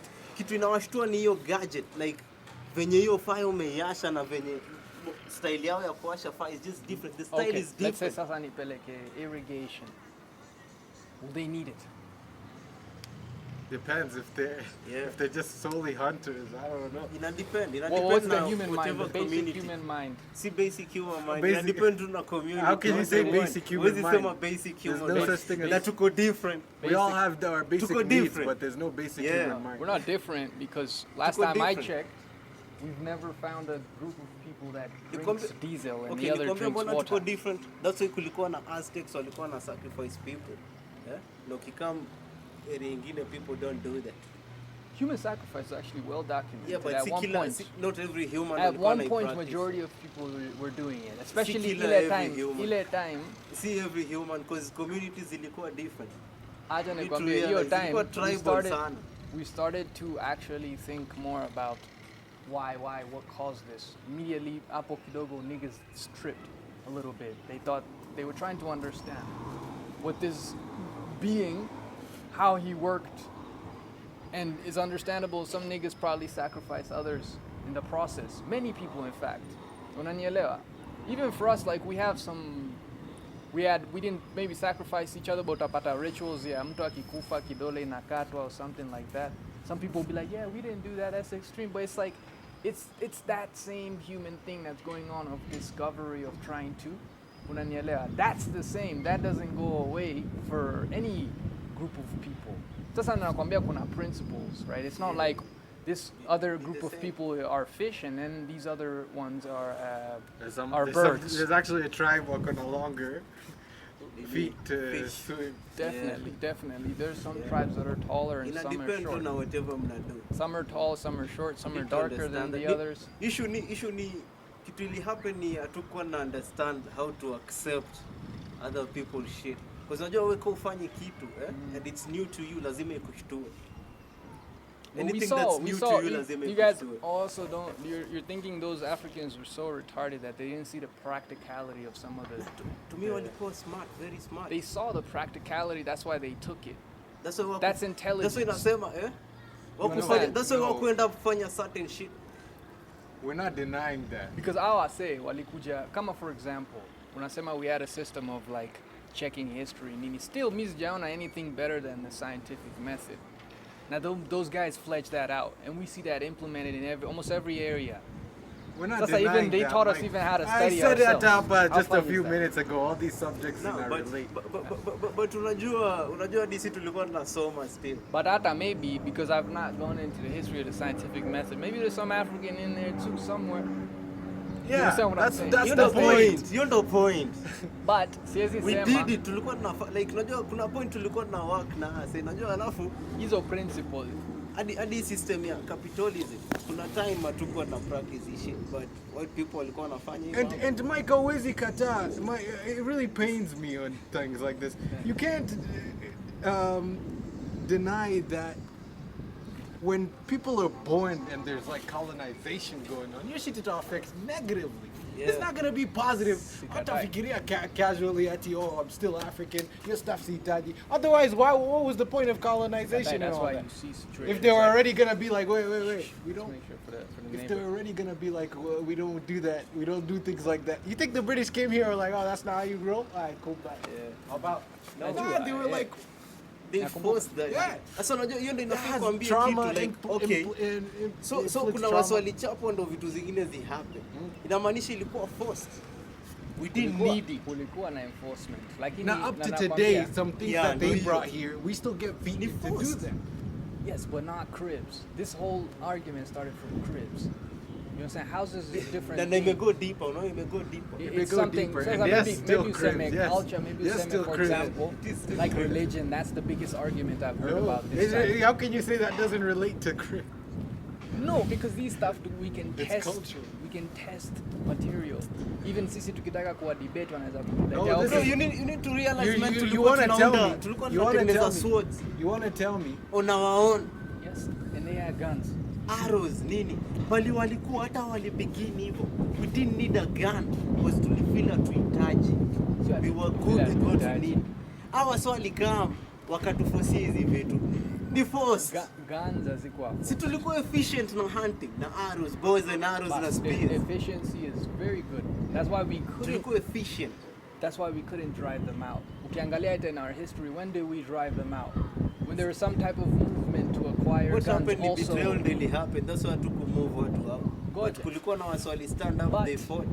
Pushing them out of the country after to realize we don't want these guys out here. Si ni job betrayal. Tulijua Tuna agree ni one thing is betrayal. going to make the difference. But ni betrayal ndio ilifanya hiyo. But you're not Hiyo looking tuna at agree. it. Si tuna agree ni betrayal. Hakuna Betrayal. nothing else. Ni betrayal. Si ni collaborations ndio ilifanya wase wakaanza kuingia kwa hizi vitu. Nothing more. It's just collaboration. You can say that, but nasema in terms of effectiveness, okay? At driving them out, we use their tools to drive them out. What does that say about effectiveness? No. Si kama- Hatukudrive hawa watu out. Si bado tuko under British rule. No, to get them here because we had to put up a fight for them See, to actually leave. but yeah, nearly happened. There was a fight, but what happened? Ndio tukakam kukua sasa pale tu. Si people betrayed. Watu walicollaborate na the white man. Watu walicollaborate na the white man, waka make deals with the white man, wakasema, hey man, give me some shit. I give you all this land na nipeane hawa seka. That's a fucking factual, slaves. Hiyo ndio Mike, kitu it's ili not- happen. Sasa They wouldn't have left. That's us what even really if we happened. shot them. Na We didn't have as wakulive. many resources. Tukaona bado Mimi. British rule. Mimi najaribu ku keep the argument very unajua I'm very conscious about the lines we've drawn for the argument. The argument ilikuwa actually very tool based. Sasa mimi nikipeleka kwa tool nasikia msama bonga betrayal. That's not what we were talking about. Mimi, I'm trying to stick to that place. Yeah, najua, Uka- but for for you example- don't understand from the side I'm coming But from. if you But I was separated. Yeah, easily wezi, to, like your conversation but- yote ilikuwa about independence, si ndio? but Ilikuwa we about can't independence. have any proper argument. Kama argument haina confines. It's fluid. It's too fluid. The way the conversation is being. Unanielewa? That's So why we're talking sometimes about two cultures here. Sasa, Yeah. but then we were talking about tools. We were talking about, for example, techniques. Betrayal is a slightly different Okay, thing. okay. Unanielewa? It's very intangible. You can't even touch it. Okay, But we okay. started off with buildings. For Okay, example, unajua ngoja. betrayal inakaa hiyo part ya I understand. Hiyo ni what happened, like unajua nini ilifanyika. sikatai. Unanielewa? And then that's why I'm saying you look at how we behave. Who betrayed who? For example, if I may ask you. Let me just play devil's advocate hapo. Sisi ndo tulibetray ourselves. Tulijibetray, Yeah, right? Why? because of greed. Okay. Yeah, wase wakuwa selfish. Is it a white people thing, black people thing? What is it? Greed.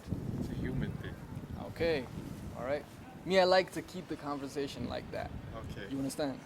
we acknowledge. That's why I never say they British nini nini. They're doing what we would do if we had the same kind of situation. We're not denying happen. that, yes. Yeah, But yeah, again, going back again to the tools, mina kwambia, whatever is here is not also just strictly enforced.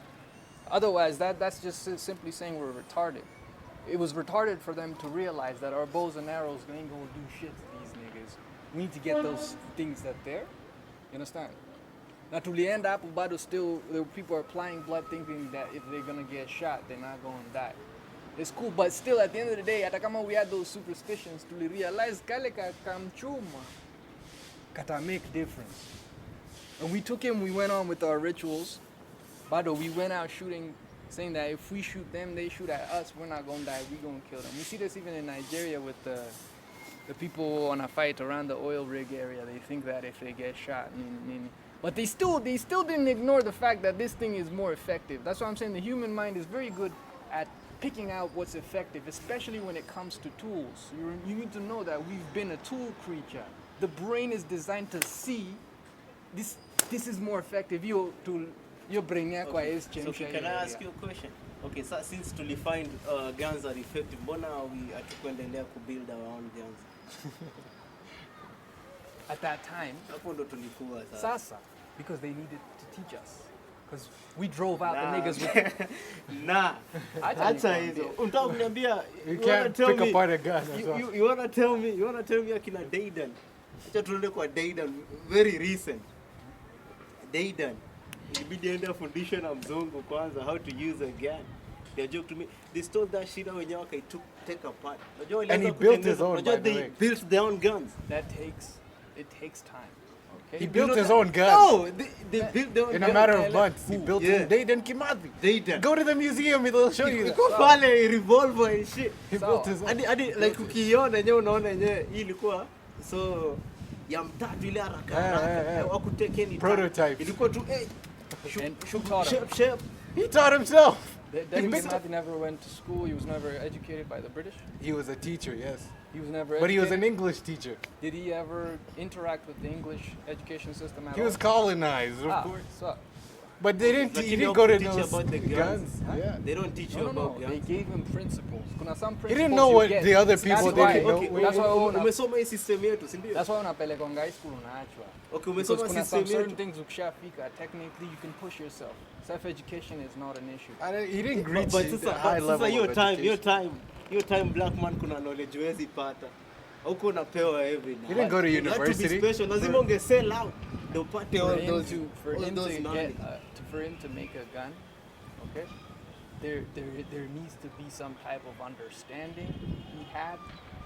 You understand? He was taught how to observe efficiently. Already, this is something intrinsically we already have. But you can't say Just at the on the hey, point, you can't say he was taught by the British.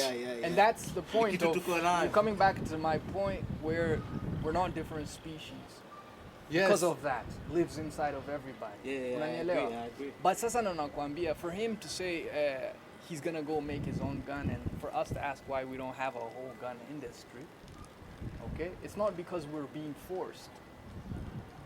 That one is a silly argument. Because Tell me, you think it's because we're being forced, and you need to make that argument? They force us not to make gun industry? yeah. I don't think, bro. yeah. No, not really. I believe so. There's Unajua kwa nini things- there's Nikwambie things- mbona asa inago saa business sasa nikisema forced hapa sasa siingizi ati white ama nini. Hapa sasa ni the ones wenye wana betray sasa no the collaborators. They Hapo don't ndo give the problem. such opportunities. Yeah, they hizo don't make opportunities such create. opportunities arise. Which is opportunities ndo zinafaa zikuwe know. open. Na ukifungua opportunities And umepea many more people chances. now ukisema ati we're not left back behind in time, we're to expose, we're in that current moment. Things like that should exist over here. Yeah. It should be You're quite- like it should be a casual thing to Yeah, witness we need to have our own industries. jets. It should be a casual thing to expand military There's things. no way. It should be a But- normal but thing tell me- to tell me- have tell me. developed planned housing. It should be a normal thing to How have can a I- proper Yeah. food system. It How- should be a normal thing to have our own education system. It should be. Inaenda sana. Abu The imagine issue imagine is, imagine a like you situation said where before, tumecross each other. It takes time. Okay? Abu imagine a situation where tumecross each other and we have to defend ourselves. Kama sahi, We right? can't. One of the main challenges we have in fact, we're going to lose out, okay, is Africa has the most young people, okay? Yeah. We have the most young people in the continent, but Bado, this resource cannot be turned into something impactful, okay? People are not going to school, okay? You need to know that the white people, even how they live, in fact, is very individualistic, man. Niggas are inside working on their own shit. By the time they come out, bro, they're so good at something, and then now we can share the benefits of anyone. If I was super good at anything, you guys would get immediate benefits just by knowing. You understand what I'm saying? That's one thing we're struggling with, okay? Now, what I'm trying to say is we have the tools today to do all of these things. We're not denying that. But the main issue is, in fact, the strongest thing we need to preach, because we've talked about productivity issue, is everybody essentially picking up something, becoming beasts at it, so that we can all share the benefits. But how many niggas do you know around that probably have the time?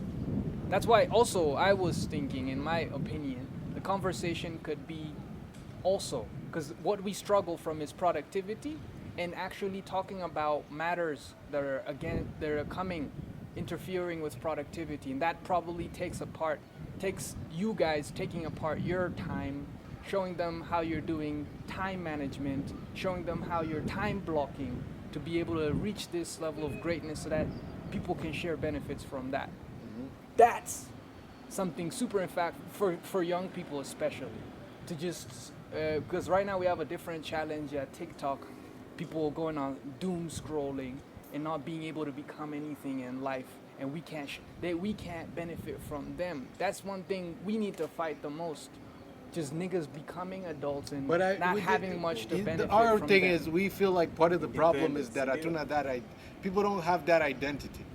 When you're just doom scrolling, you're kind of just consuming shit, whatever.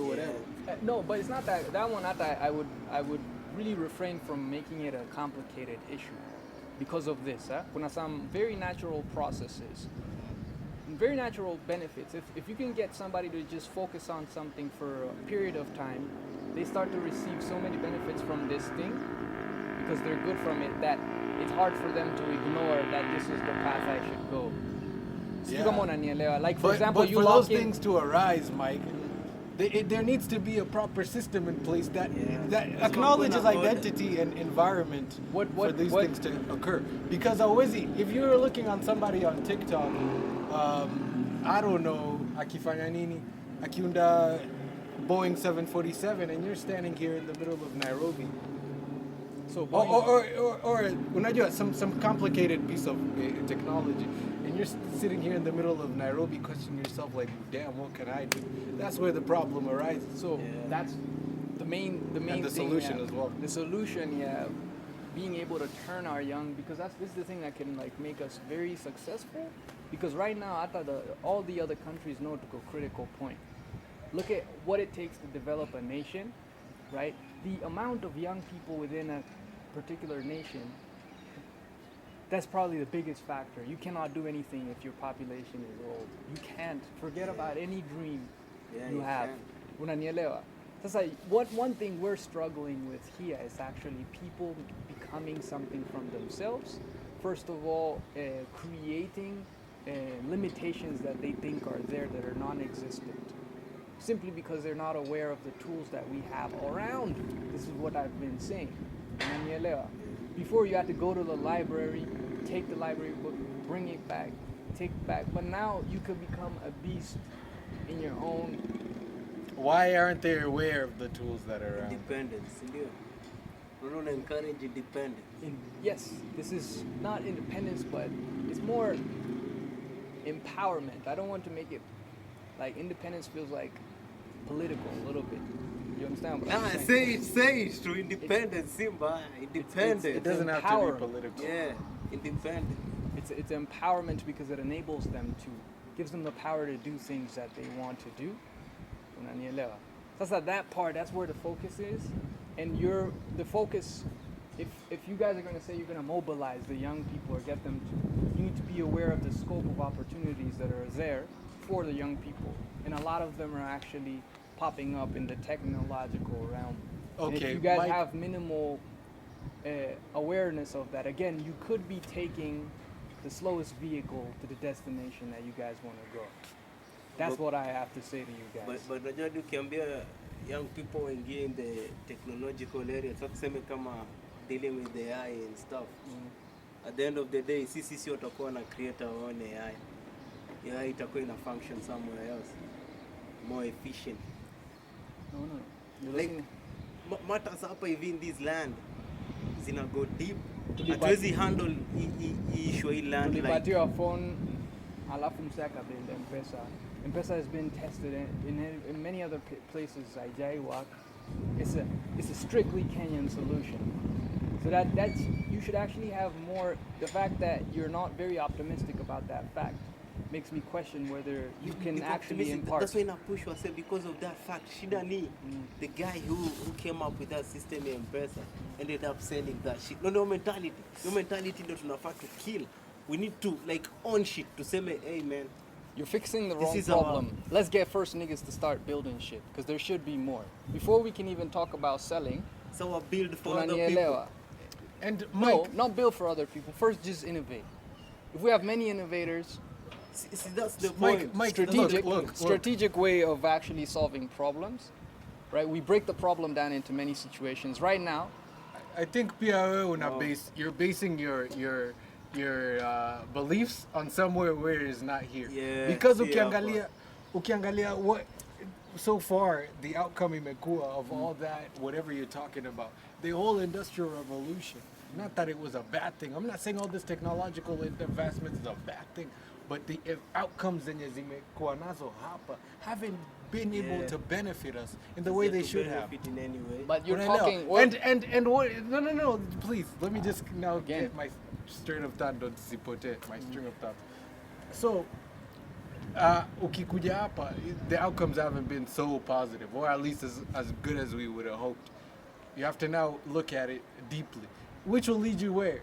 It will lead now to environmental factors. Oh, people need tools from their own environment, okay? Yeah. And that's where we come from. that's what I'm talking about. Unajua? Acha Hapo ndo nikwambie. tunakam- And that's where hadi ukiangalia in terms of even vitu kama infrastructure, it applies. Acha nikwambie, a lot of these technological things now, yeah, a lot of the ones you should be talking about, me coming from someone who interacts with this space, you should look at infrastructure, technological advancements. The ones that are infrastructure. Phones were infrastructure, okay, we can agree, and then we built an infrastructure on top. Kuna sophisticated economics that goes But into why these not types do of that at the things. most Yeah. basic level, from the environment, Now- from where you come from? Now the tools are starting to come out. Many tools. Do you guys know of some tools like this? Enlighten me. Huh? from this land. Now we have tools to actually now get into solving our problems properly now But you- for the you have first to time. mention the tools. Because before it wasn't there.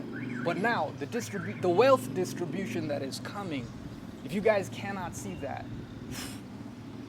I don't even know what to say to y'all. Mention anymore. the tools Yeah, to the people. unasema Mention tu- the tools. to The people. tools, the Let wealth the people use distribution. the tools. You have to Okay. give more context. I would encourage everybody to get into AI agents. Okay? Right now, tukona not just AI, right? The way we know it, this chat interface, this chatbot looking thing. Agents can now do more complex tasks. Unanielewa? And you can integrate many different types of tools to solve more unique, more location specific, more you can tailor solutions for specific challenges. In fact, if there's going to be a conversation that can really make the most impact, the fastest vehicle to a higher quality of life Thank you. would be this. But you see where that's heading, yeah? It ain't get to know the Bado environmental tunarudi space. hapa. Yes. Tunarudi tu But hapa. Environmental if you guys have no aware of that side, Pia, Okay, you're najua- probably yeah, not No, we are issue just- si- tuko aware. Yes. We are aware. We are aware with the AI shit. yeah.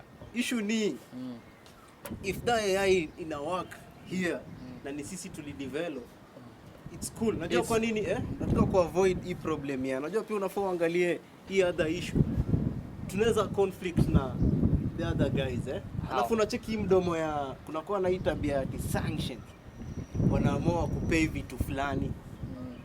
Unaona hiyo? That's not gonna happen. Ku remove hiyo It happens. say that. It Here. happens. Huwezi sema, huwezi Upande- dismiss. Upande Huwezi sisi dismiss. Kenya, Huwezi dismiss. Ni unless- kitu ina happen. but unless you've Lazima not tuta been- conflict. Si ndio Russia okay, and US how about this? wanapeana I'll sanction. argue this. Low percent chance of that happening. You can continue. Sasa unaona And I'll huwezi argue- assume hivyo. Lazima No, ikuwe 50-50 it's an chance. informed. Lazima I- ibalance. is kwa Ni balance. 50. It's either lazima ukosane na watu. You Yes, have to but be not human. not 50. Hatuta agree on everything. Sitaiweka 50-50 Unaona, Prime hatuta agree example. on everything. So kama sasa hivi hatu agree. na kuelewa, but Hiyo ndio kitu ita happen. Tunaweza make a deal, yeah, tuna work bie. But wewe utataka nifanye something yenye mimi sita agree nayo. Nikukataze wewe ukasirike because utakuwa emotional nayo, uamue okay, hautanipea certain product yako. But kama niko nayo inatoa hiyo dispute. Sasa tunakuwa more logical. Kasi wote tuko nayo. Tutafikiria venye tutakuwa na do business more efficiently bila kuambiana ati kuna sanctions, kuna mtu mwenye ako na control over mwingine, na si wote ni nations, si wote tuko na people, inafaa tuchunge. that's going to happen at a very deep level. But first, your conversation needs to be very, again, pushing people to that. Unanielewa? Hata kuna many conversations about AIs that are trained on just you, not even the government, not having a centralized. You understand what I'm saying? But if you guys are also not able to indulge in that, it's just a slower vehicle. You understand what I'm saying? This is what you guys are talking about, and you need to know what the latest thing on that front is. Because there are people who are thought deeply about this issue than y'all, and aligning yourself with y'all will make your mission a lot more effective.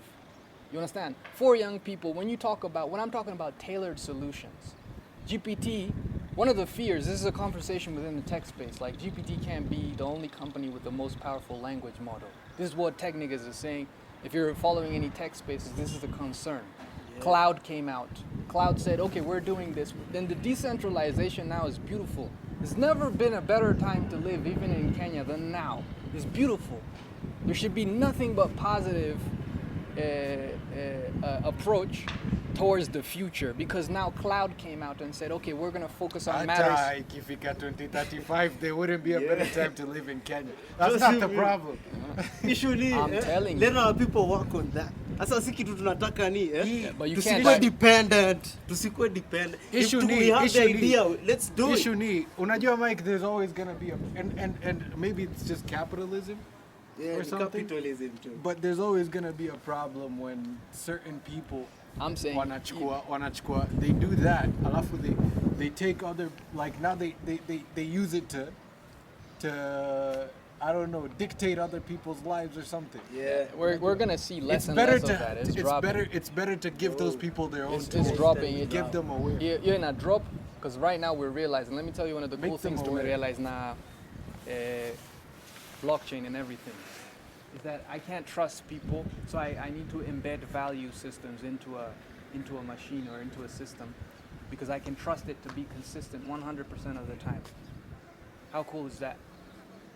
Yeah, it's cool, but unajua kila kitu iko breakable, kila kitu iko na loophole. Everything lazima ikuwe na But loophole. for the first as long as time, ni I think man-made, it still can it's be gonna built. have loopholes, right? So you guys need to talk about the loopholes that will come from that, and that needs you guys to be super tapped in on that side. And you know, Mike, there's no super tapped in on anything. Yeah. Listen, but you can't just develop this space and then leave everybody else out of Yeah. it. You have to. What man you mention this niggas who don't understand this shit. Our point, ni could try to get everybody unified. It doesn't matter when come out Yes. shika computer in your life. We gotta unify and build the nation. Yeah. Achana na mambo ya At least you sijui can nini. understand what's going on. It's only gonna now you're gonna see corporations. They're gonna, This guy is sleeping probably finds us as the most annoying people on the planet. what you're gonna find is most likely corporations zitachukua that shit zieke taxes and hizo vitu zikuwa inaccessible, maisha iendelee kuwa too tragic. For the We have first to time- address the real issues. If the Yeah. issue ni corruption, deal na corruption Yo, kwanza you- ndo nothing ufike. can work ka You hiyo huwezi corruption sema bado you ina can't. exist. You You cannot. can't. It doesn't work. Decentralization is bypassing U.S. more sophisticated levels of corruption, which is a beautiful sight to see. Decentralization. We're still a nation here, Mike. Yeah. We gotta. I understand that. We're still but a I'm nation. saying for the first time, there's new tools We're still a Ndio nation. nasema unaona sasa wewe unafaa escape from Most people outside are world. I'm not Come back here, come back kwa land yako Ask yourself man, yenye hii land tunafanya nini? ask him what I've built So umejenga AI agent. I don't super deny unique for this situation. That. I don't deny Simply because of how for us how we live. But it took me to actually go out there, analyze that stuff. That's what we want. Unanielewa? That's what we want, Safi. Yes, Unaona but kitu kai- without you guys cannot effectively talk about that area without actually being in there. that. But we're not talking about that area. Yeah. But we don't. that's what I'm saying. That's We Sisi only kitu talk about the tunataka, things yeah. that we know. We're trying to bridge that gap, sure. We're on the same boat, Yeah, Apple. because But tunajua I'm- watukanyi wewe mna mwenyewe unajua. exist. We already know watukanyi mna exist. Na nyi lazima mwekewe pressure ndo mwaka because we need our own shit. You can't say you So can't. bad. Wewe mwenyewe unajua I'm not an expert in that. Without- but hauwezi pia niambia, oh kama hujui if Yeah. you're not taking care of this AI agent, you're done for. No. You can't Acha force ni- me into that ni- conversation because you might tell me that, but there's millions of other people who will never hear that in their lives. What are we gonna do about them? And they're on this land. But they need to. They They need need to to. hear about that. They need to. You understand what I'm saying? But Exactly. then that's best going to come from somebody who's in that place. You feel what I'm saying? Sikatai. Because they're gonna give the correct information. That's so proper, yeah. Yes, Na hiyo- that's why I'm na hapo, here. And no, I also people, for people, you. people like you ndo tuna try to reach. Wana nyi wasi wako na hiyo capability on a certain field. Tunataka wakuwe more proactive on that field. Yes, but then You also guys can do more on that another field. limiting ideology that will probably not take you guys far is also thinking that it's a field thing. This tool this time around is here to touch everybody, including you. I know If that. you will not be experts at it, this is the worst thing you could do in terms of you're going to completely marginalize yourself and disconnect yourself from everything that is happening. Disconnect yourself from reality itself. Because the coders are telling you we're removing sophistication. I think una generalize and lafu una Yeah, but you're putting unafaa things in a unafaa box. ukumbuke I'll explain. unafaa ukumbuke kuna nyi coders nyika coders kuna kazi yenu inafaa mpige which ni nyinyi mnafaa mobilize. So our message ni what tukitry kuwa reach tuna reach waseka kawe coder unafaa una mobilize. This is what Nyi I'm coders, saying. For example, mshikane cause coders ni bana hii country iko na wase wengi learned men, I can't dispute that.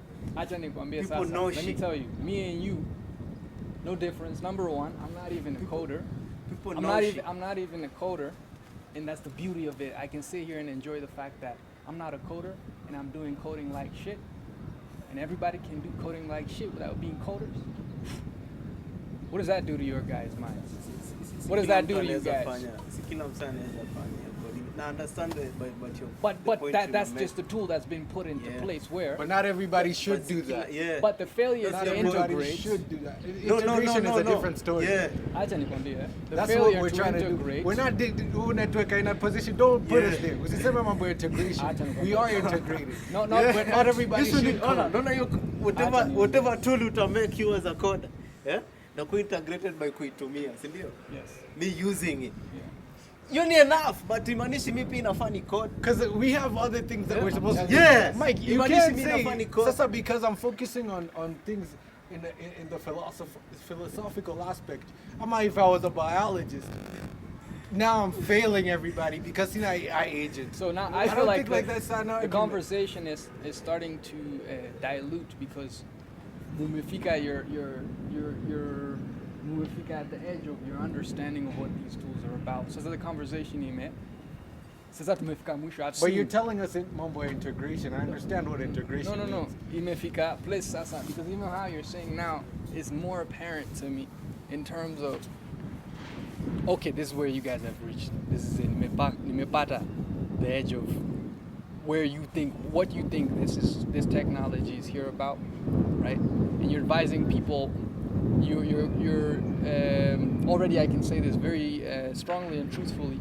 You're going to be talking about technology from a perspective of 10, 15 years ago, guaranteed. I don't know. No. Guaranteed. I'm seeing it now. Okay? no. Whatever you guys will say about tech right now, based on what you've already said right now, you can have another tech guy to come here. Mbona, why are we talking like that? I don't understand. Because of what you guys have just revealed right now. No, Because I'm telling but- you, yeah, ukisema but mambo don't- ya It's a 10-year integration. ago I perspective. understand That's what why. integration is. Where we coming from? Ask me why I think it's a 10 years ago perspective. Understand? Sisi ati tuna dispute tech. Sikatai mna dispute. Feel- But the dispute issue tech. is, you Issue ask ni them, we have the knowledge, tuko na hiyo knowledge but hatuiapply kwa land.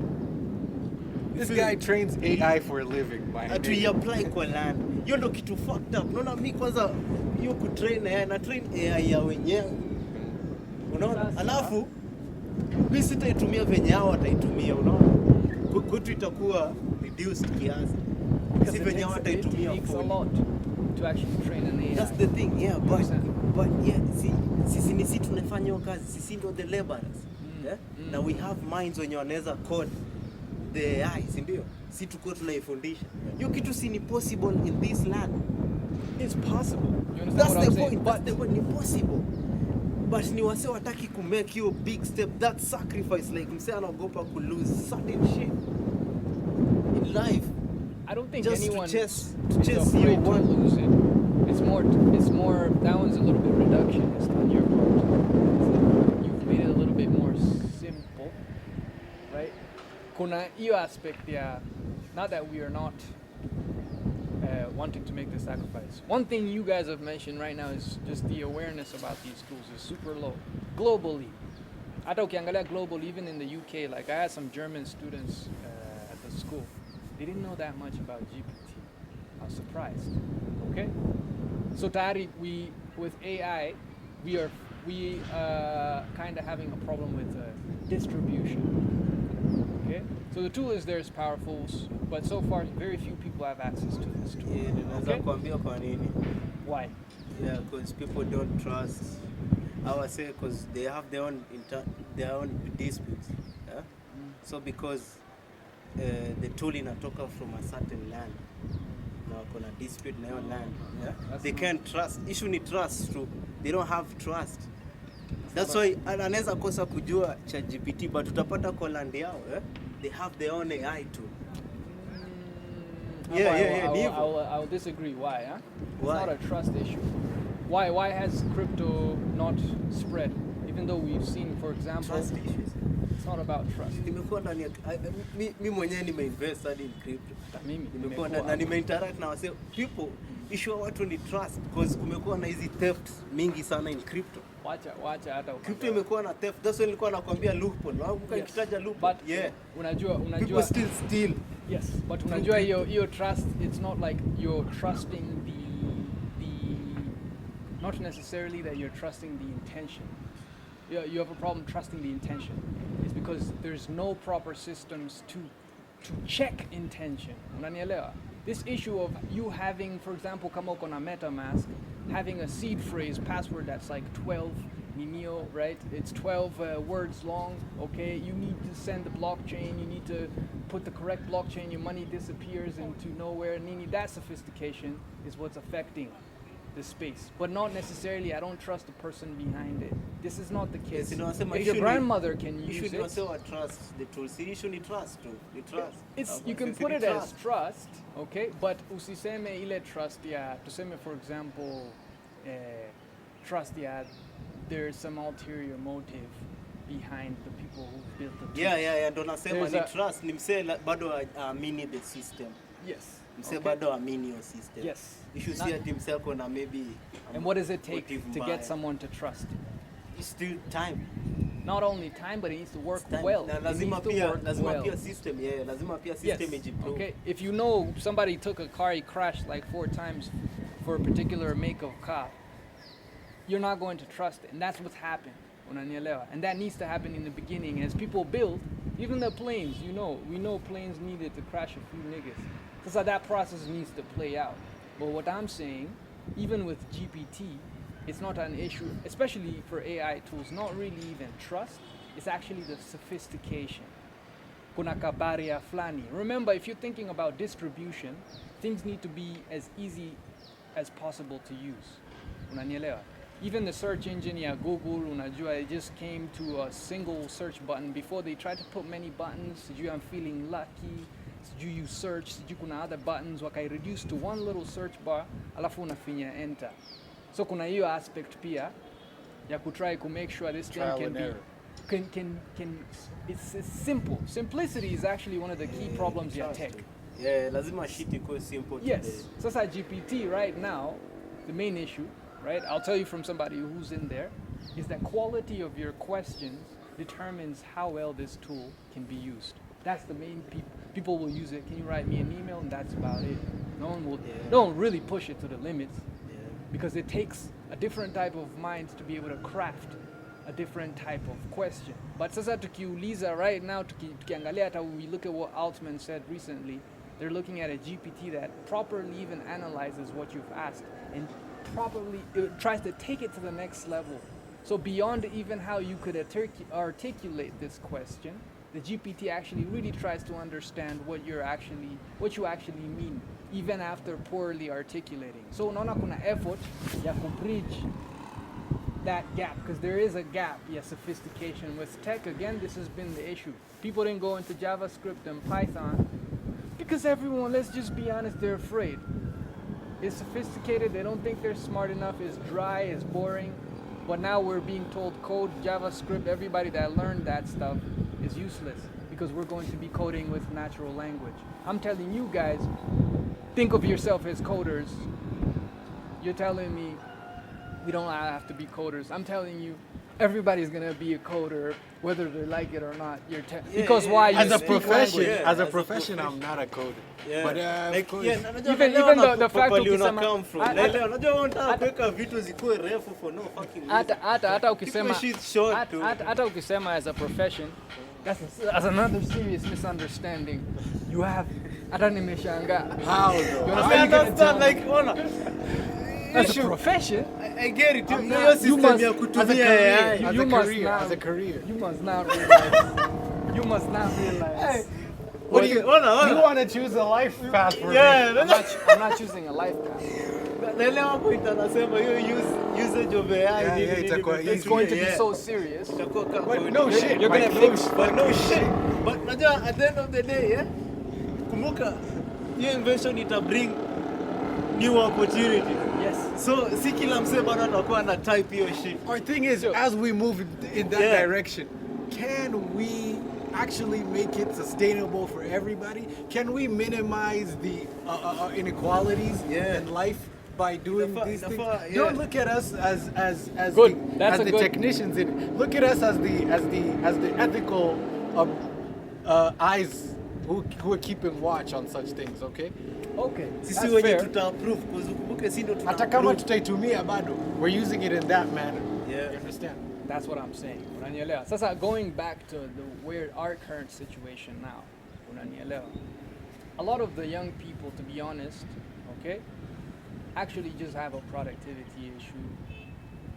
You understand what I'm saying? Yeah, and I Most don't of them deny as that. much- Before you know says it did. As much as sijui niggas is getting adopted, most of the niggas are still untapped potential just sitting around somewhere. Unachukua issue. Because unajua mbona there's nothing to do. Huh? There is. The tools are What? here. There's nothing to do in Tools this are land. here. In this land there's nothing to do. You understand? Tools, many people. Yeah, wait, you need a platform where you can give niggas that information. Because I don't I'm feel like realizing- saying the tools are here.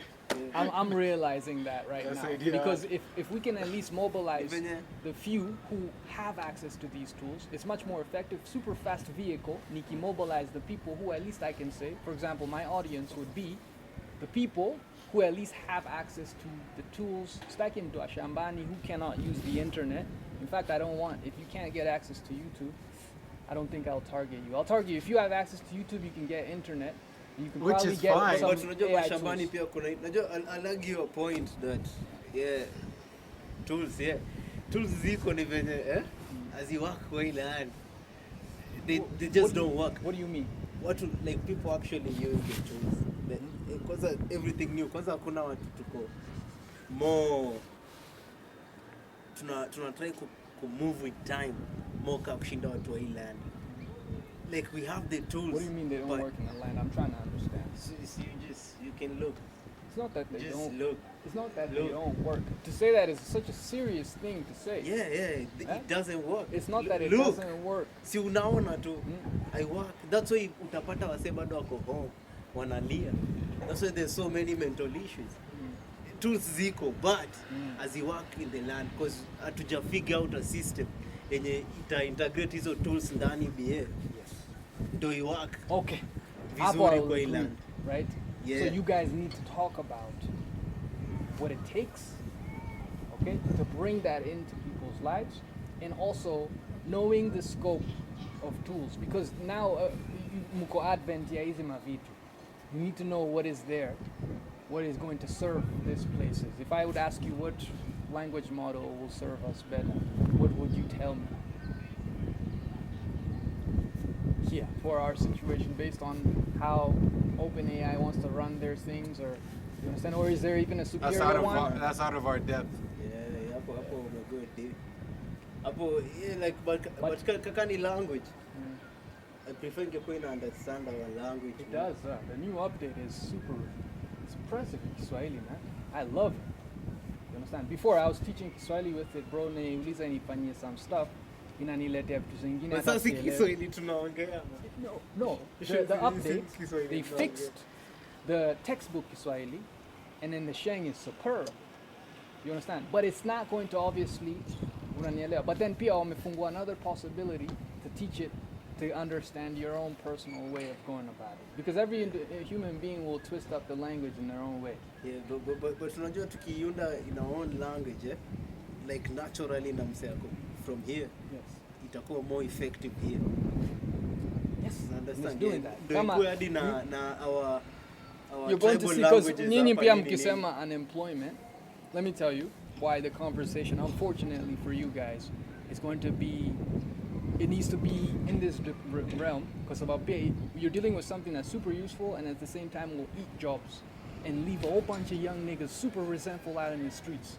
So this mission you guys got actually just got more serious. Nachikio aspect.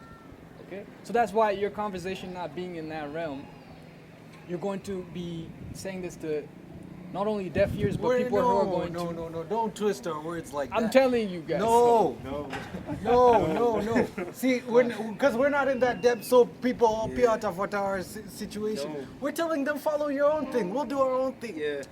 Why do you think people are stupid like that? No, That doesn't no. make any sense. This is what I'm These telling people you are guys. stupid. Okay?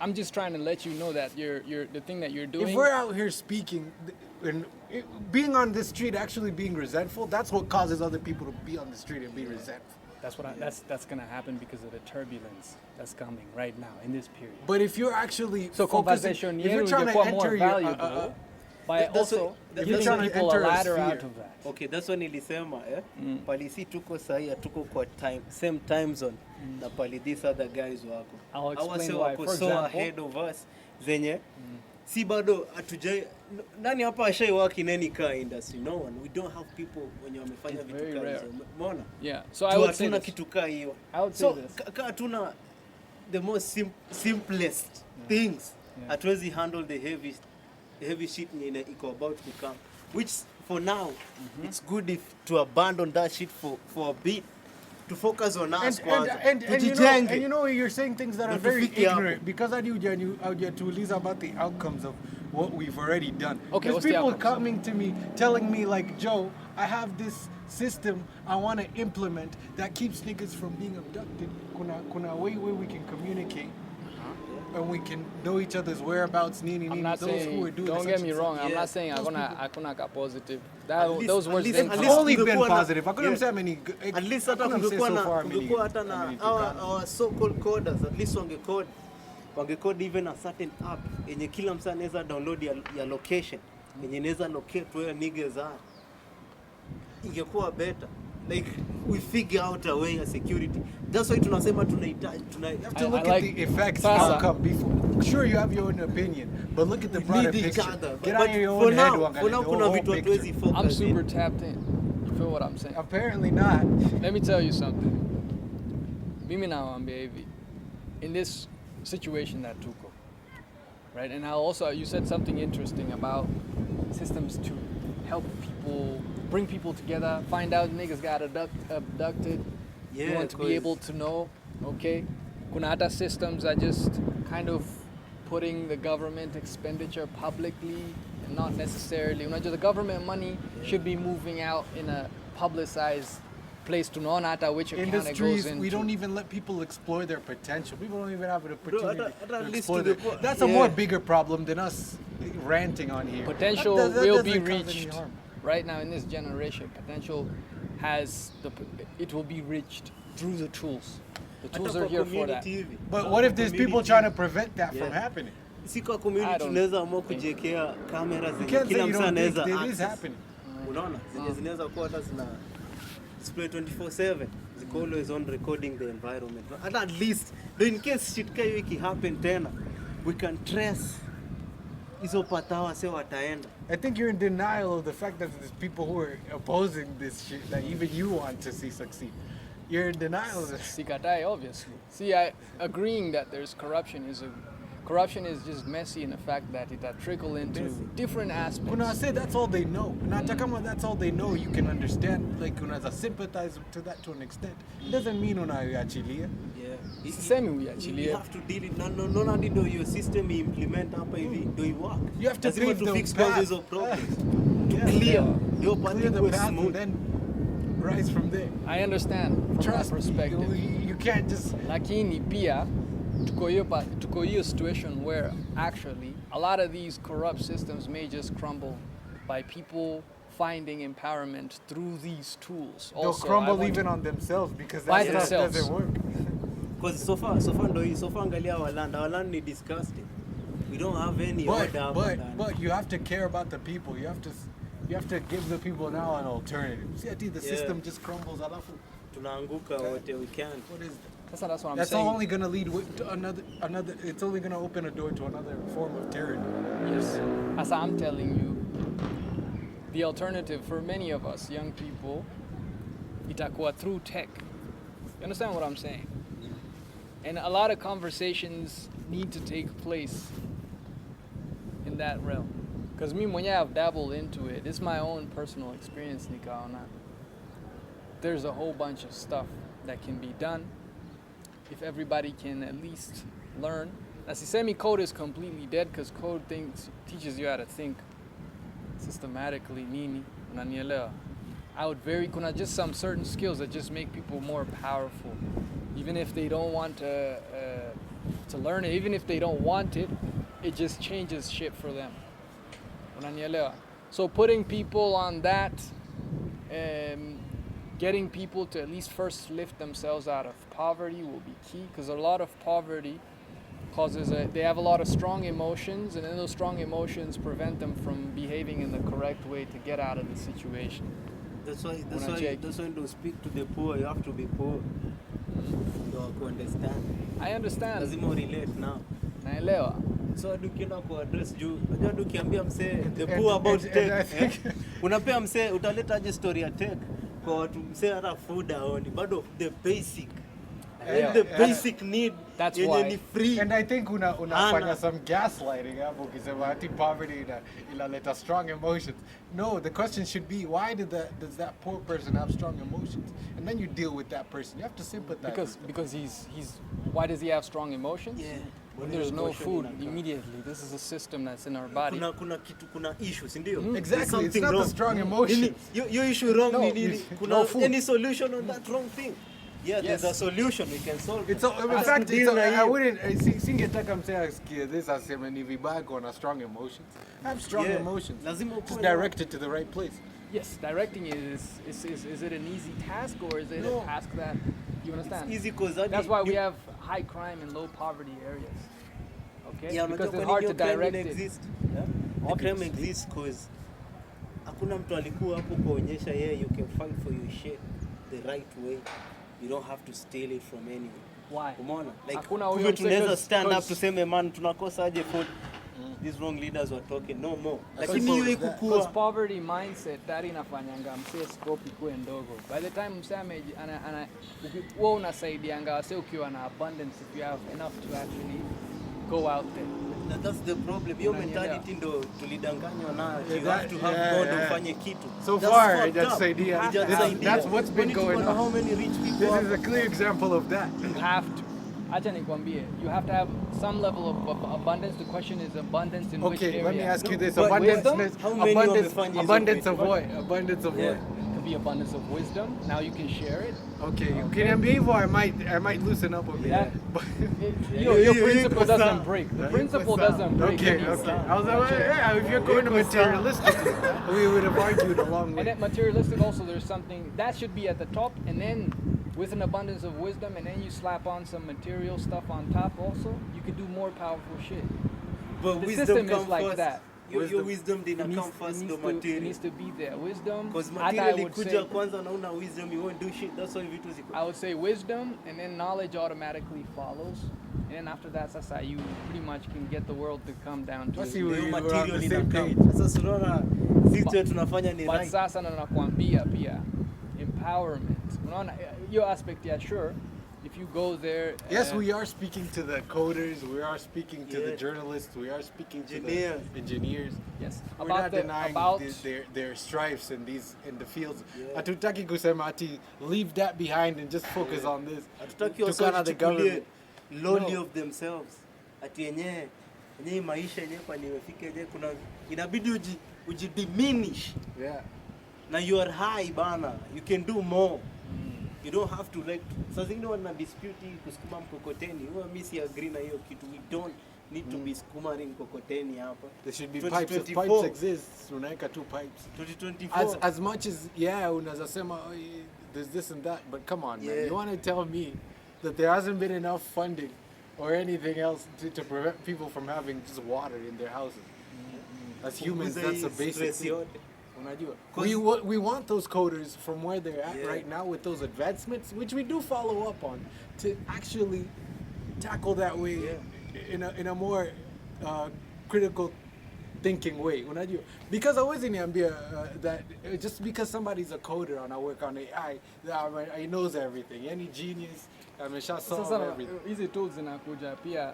Okay, inakuja na. That's why I'm saying for the first time, you guys said right now the tools don't work here. It's because number one, people don't know how to use them. People don't know what is out there that can be used. But right you gotta now. start from where you're at. But Build from what because you we know. have so many problems, man. We have Yeah. so many problems. That's what I'm saying. But That can't all of be it, so many problems. itakuwa centralized. Nah, something that at least even organizes thinking for people. AI can even organize thinking for people. You can even make people arrive at this conclusion you guys want to by themselves if they know how to use it. But Mike, I think we're not But- here saying that Sasa sisi there's no such thing as AI. It doesn't Yeah. exist. We're like, good, make progress on that part. While we'll do this thing. Yeah, It's not ju- like we're not ju- trying to help no- you unafaa guys. ukumbuke, I don't know why you're viewing us unafaa as ukumbuke the hatuwezi enemy tu of pia that. go all in deep in tech. Bado unafaa tukumbuke hii natural side. We still animals. Juu tunaweza lose anytime, tunaweza lose hii tech yote. Alafu from that what will we do? Kirudi back to sticks and stones. Yeah, but sticks and stones not a high probability. But yeah, sure. For the We lowest, can go there. We can go low there. chances. Tunaweza But fika hapo. So yes, if you And never know. preservation of history, Yeah. preservation of culture, Yeah. preservation of national identity. These things are important. Ni muhimu These sana, things ni are muhimu, important ni muhimu. just as much as AI and all the development they're doing. Ni muhimu You know, sana. we can't diminish each profession. me, the main thing, unajua hata if the podcast becomes long, we start to kind of like feel like holding our thoughts. This is my first time doing something like No, this. no, no. but Me, You I'm guys keeping usually- track. We're there. We're on Yeah, the you guys baseline. usually- I We're feel about like- to wrap it up, Mike. And I'm I'll putting work on out- the editing. Don't worry about I'm not that. putting out strong enough arguments because I'm tired. Okay. But just speak like this. It will come together in the final editing. Hata kama unataka kuisikiza kwanza before I put it out, ni sawa. Ndaisikiza, utanipatia tu. But yeah, man, that's what it's about, you know. Like ego, we push people. Young people also are our generation. Again, we are a little bit soft, and most of them actually their problems would be better fixed by getting them out of a victim mentality is a strong one also. Unajua. And to do that skillfully in this environment is very challenging, okay? Because what is a victim mentality against the pressures of poverty? Unajua. Because you're kind of allowed also to like complain about some shit, but then at the same time, you're not allowed to. So it's a very fine line. Daniela. Very fine line. So that's why again I'm just here essentially to challenge you guys. You know, I push around without any preparation, nothing like this. No, it's Conversation is wild. It felt like I was riding a rodeo bull, but trying to hang on. But that's my whole point. Get you guys to just think about another part. Not everything I said is like 100, but at least you guys thought about it. You argued around it, because maybe that voice, you would not create it yourselves and argue with it in your own heads. You needed another mind to come here and put out a question that's probably alien, so that you guys can formulate an argument against it, and that's training for you guys. If you guys will continue, you'll meet other individuals with different minds and stuff, and you guys can wrestle and tussle. You understand what I'm saying? Yeah, so that's what it's about, man. I'm tired as hell now. Yeah, Yeah, I think we can end it there. I think we have a middle ground on how everybody should be helping each other out and such and such. So. Yeah, cool, It's man. the caveman. #NoVoting 2027.